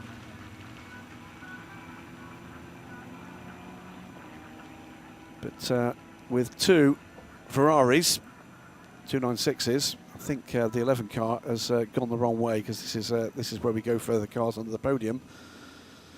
2 Ferraris and those 6 LMP3s, all of which feature the brand new Toyota-based powertrain. 8 of our 9 podium finishers have significant interest from Orica, because it's Orica that provide the powertrain for these cars, and Orica assemble those Ferraris on behalf of the factory. It's very much an Italian design car, but now proudly built and supported. David Drew celebrates as well he might. One of only 2 gold-ranked drivers in this race. For those interested, I've reminded myself of the penalty for the biogas car. That was 10 seconds added to the next pit stop, which never came, of course, because of the red flag. Well, they'd already done their mandatory stop, but that was one of a couple of cars done for a start infringement. So were they out of position? Not entirely sure. The documents, when they're released, will reveal a little more. Yeah, it's cost them a podium finish, unfortunately. Yeah. But race control and Al Kamel never forget. So they'll be hanging in the ether, those penalties, and only realised once the cars get to the checkered flag. Yeah, Griffin Peebles, I said a little earlier, a late addition to Breton Racing in the Asia Le Mans Series, and helped them to a title run, which looked, as we came to the UAE in the end of that season, to be inconceivable. But some fantastic running from the team, and including by Griffin. Still got full course yellow under investigation. The 4th place car, number 30, the 7th place car, 85 and 88. That's the 8th place car and the 6th place car in Pro-Am. 99, which I've completely forgotten what that one is. That is the Motorsport, the 4th place car in LMP2. 74. That's the one. That's not the Kessel car that's been promoted to the podium, thankfully. No, it's not to the end of the list yet, though. It's not. That's Team Virage. 74 is the LMS 74. Thank you. Indeed. But look at the next number, though. That is the 17, which is the Kessel Racing car in 3rd place in GT. And the 94 car. There's another list. There is a long list of cars. This could go quite long. For a moment, should we just call it as we see it? Yeah, I think we better. Yes. I think we better, and then maybe tear this race result up. Let's look for the crucial numbers, though. I can't see 97 or 87 in any of those lists. Neither can I see 29 in those lists. 29 was on another list and did get a 10-second penalty, but amazingly still hung on to its then position of 3rd. So no reason why we're not going to see the Forestier Racing by VPS car on the podium. We're not as in we're not going to see that car on the podium. We definitely are going to see it there, which is great. The overall, I think, is secure. Yes. I've a few more concerns about LMP2 Pro-Am. Yes. And a bit of a concern about maybe the 3rd place car in GT3. But we'll wait and see. For the moment, let's just celebrate for 5 minutes. Absolutely. I think we've deserved that after quite... We are nearing 12 hours from start to finish of a commentary day. Enjoyed every minute of it, don't get us wrong. It's been through the full different formulae that are offered on an ELMS package. So the stars ascending, if you like, through the Ligier European Series. A couple of races to begin the Barcelona heat and to begin their year. We've had qualifying in a race for Michelin Le Mans Cup. We've had an hour and a half's worth of qualifying for ELMS as well. The race to come tomorrow, but meanwhile, here is Steph. Here is Steph, and here I am with the winners of this opening round here in Barcelona, the drivers of the number 97 CLX Motorsport. Cedric, let's start with you, opening up the race. Quite incident-filled. Yeah, very incident-filled, and I didn't have much experience doing starts, so I'm happy that I managed to make my way through the incidents, and then was just pushing from there and had a clean stint, so it went well. David, we know your experience in LMP3. Excellent job dealing with the red flag and just getting back on to maintain that P1. Yeah, it was a fun race. A lot of incidents which didn't make it easy to keep concentrate. And I mean, Cedric did a fantastic job. He made half of the job. He made my job more easy, actually. So really happy about that. It's the first time we race together and we win, so really happy. Congratulations, guys. Thank you. Thank you. Thank you. Yeah, certainly a faultless performance from David Drew, but I've been impressed with how Cedric Ultramar has stepped up as well to provide the foundation for that run to the flag for car 97.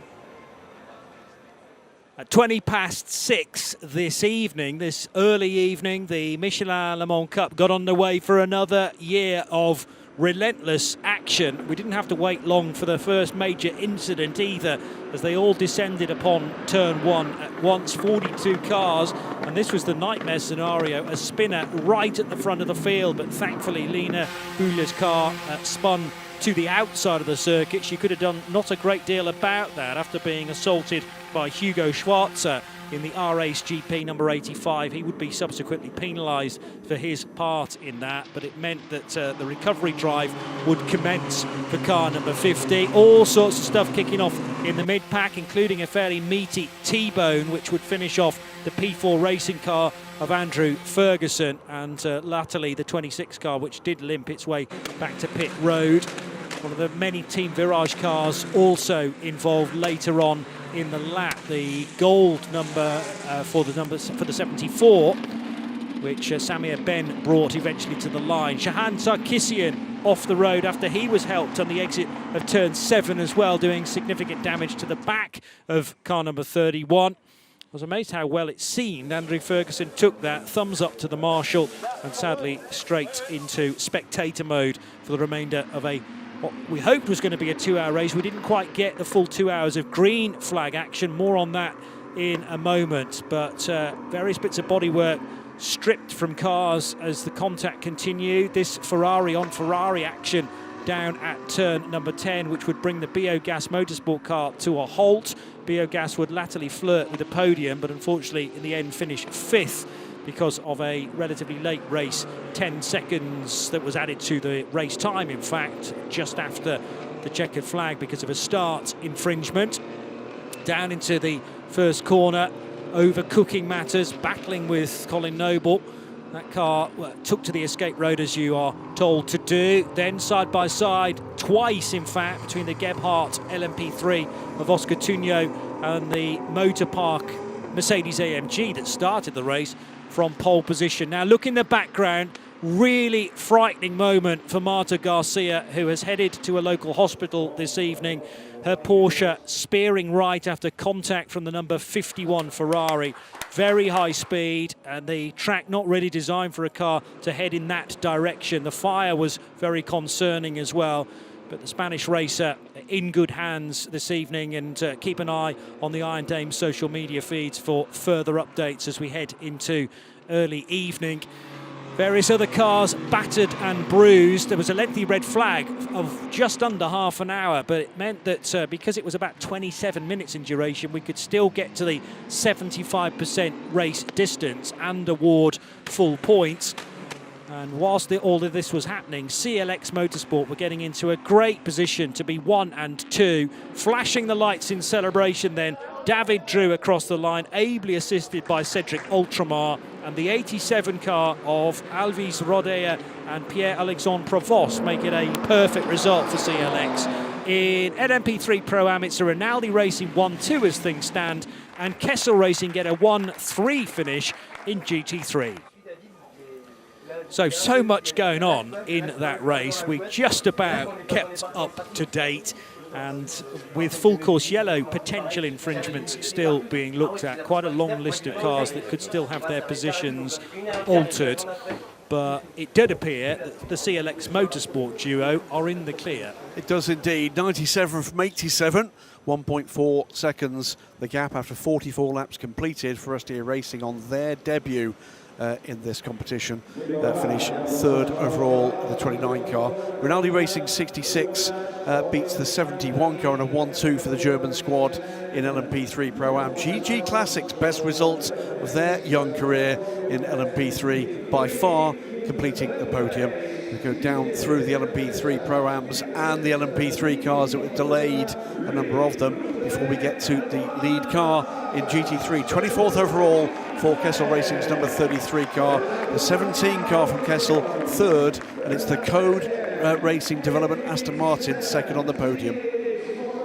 So at just beyond 8:30 in Saturday night, as expected, the podium in this glorious kind of half light now, which means that the massive LED screen behind rather gives the drivers a silhouette up on this high podium, which is based on the track map here at Barcelona. It's a very cool podium, doesn't jut out quite as much as at Monza, but nevertheless gives so many team members and hopefully fans in the main grandstand a great view of these drivers as they work their way out onto the podium.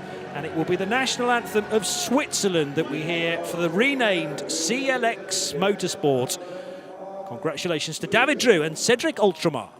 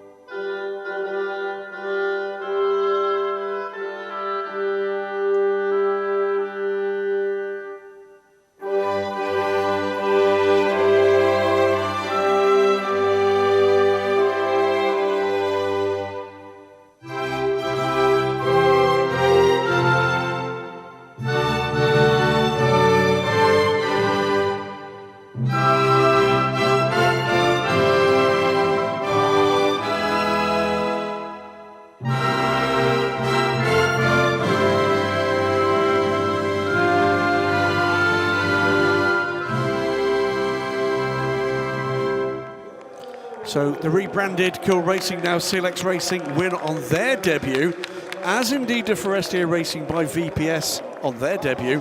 And rather remarkably, both teams with senior drivers, one ex-driver, one still serving driver. Nico Lapierre at the head of the management group at CLX, and Mathieu Vazevière involved with the Forestier Racing by VPS management team. So that's a nice little angle to it, is our friends from Michelin. The title sponsors, of course, of the Le Mans Cup, present the trophies. And utter delight from the Swiss team. I think pretty delighted faces to it. Forestier Racing by VPS, and quite rightly too.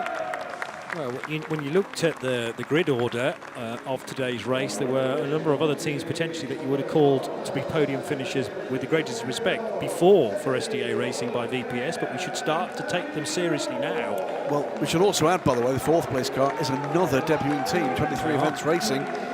So there's a bit of a change in the guard at this point, but there'll be some established players that will want to take a breath, look at what went wrong there, and come back very strong indeed at Paul Ricard.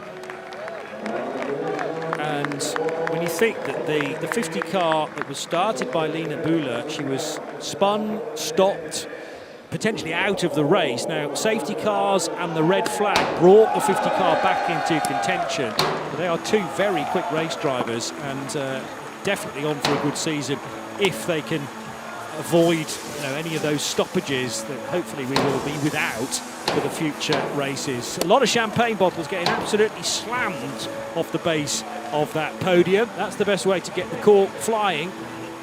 And so many of these drivers will be going to bed tonight stinking of champers, and that's a good thing. There's the point. CLX Motorsports 97 crew lead the championship, of course. 25 points, 18 for their 87 car, 15 for Forestier Racing, 5 EPS. 23 Events Racing's 50 car with 13 because, of course, the point for the pole position as well on RSGP on 10.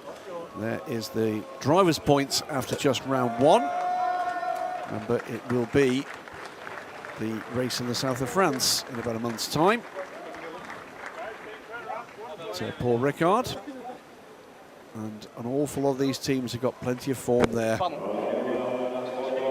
a lot of them are with a lot of French drivers. There are a few French teams as well. RHGP will be looking for an upturn in fortunes. ANS Motorsport as well, who are entered into the LMP3 Pro-Am crew. And Forestier Racing looking for a good home event to really kickstart their season campaign. A little more reaction.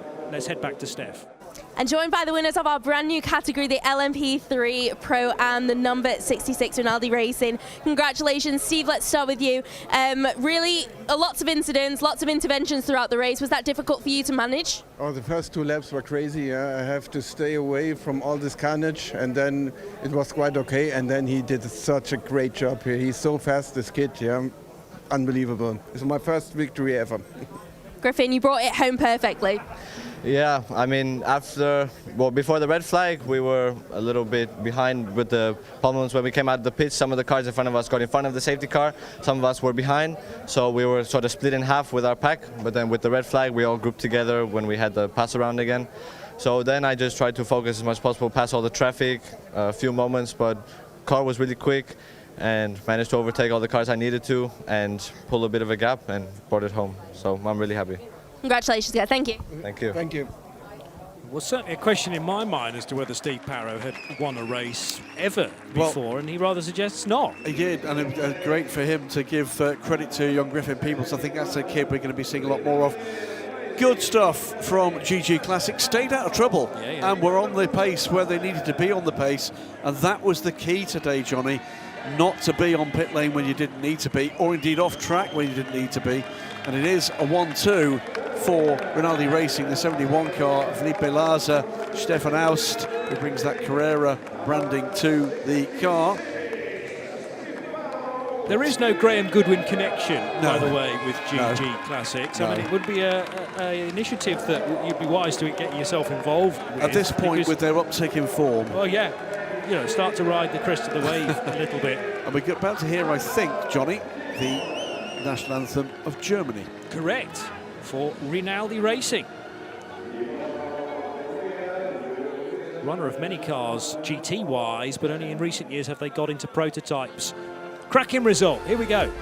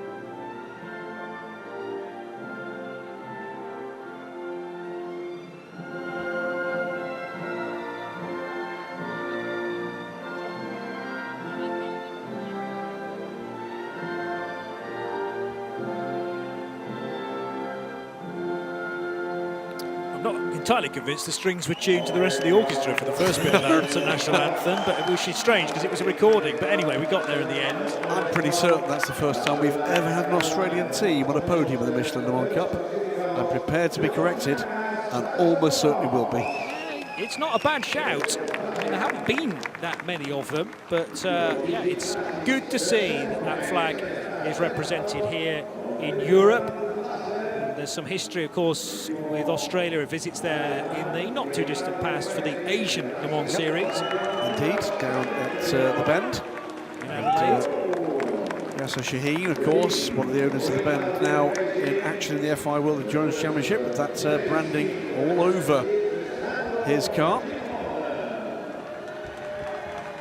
And Steve Parrow with a big trophy to take back and remember this day by. Credits an awful lot of it, I suppose quite rightly so, to Griffin Peebles, another Australian, so Australian flag represented from the winning car as well. It shows the attraction globally now of something like the Michelin Le Mans Cup leading into a potential career in the ELMS. It's the ladder. The ladder works. You know, no matter what the downsides have been of what's been a difficult event today, the ladder remains, and we will continue to see talented teams, talented drivers of both the non-professional and professional varieties making their way up the ladder by learning the lessons here.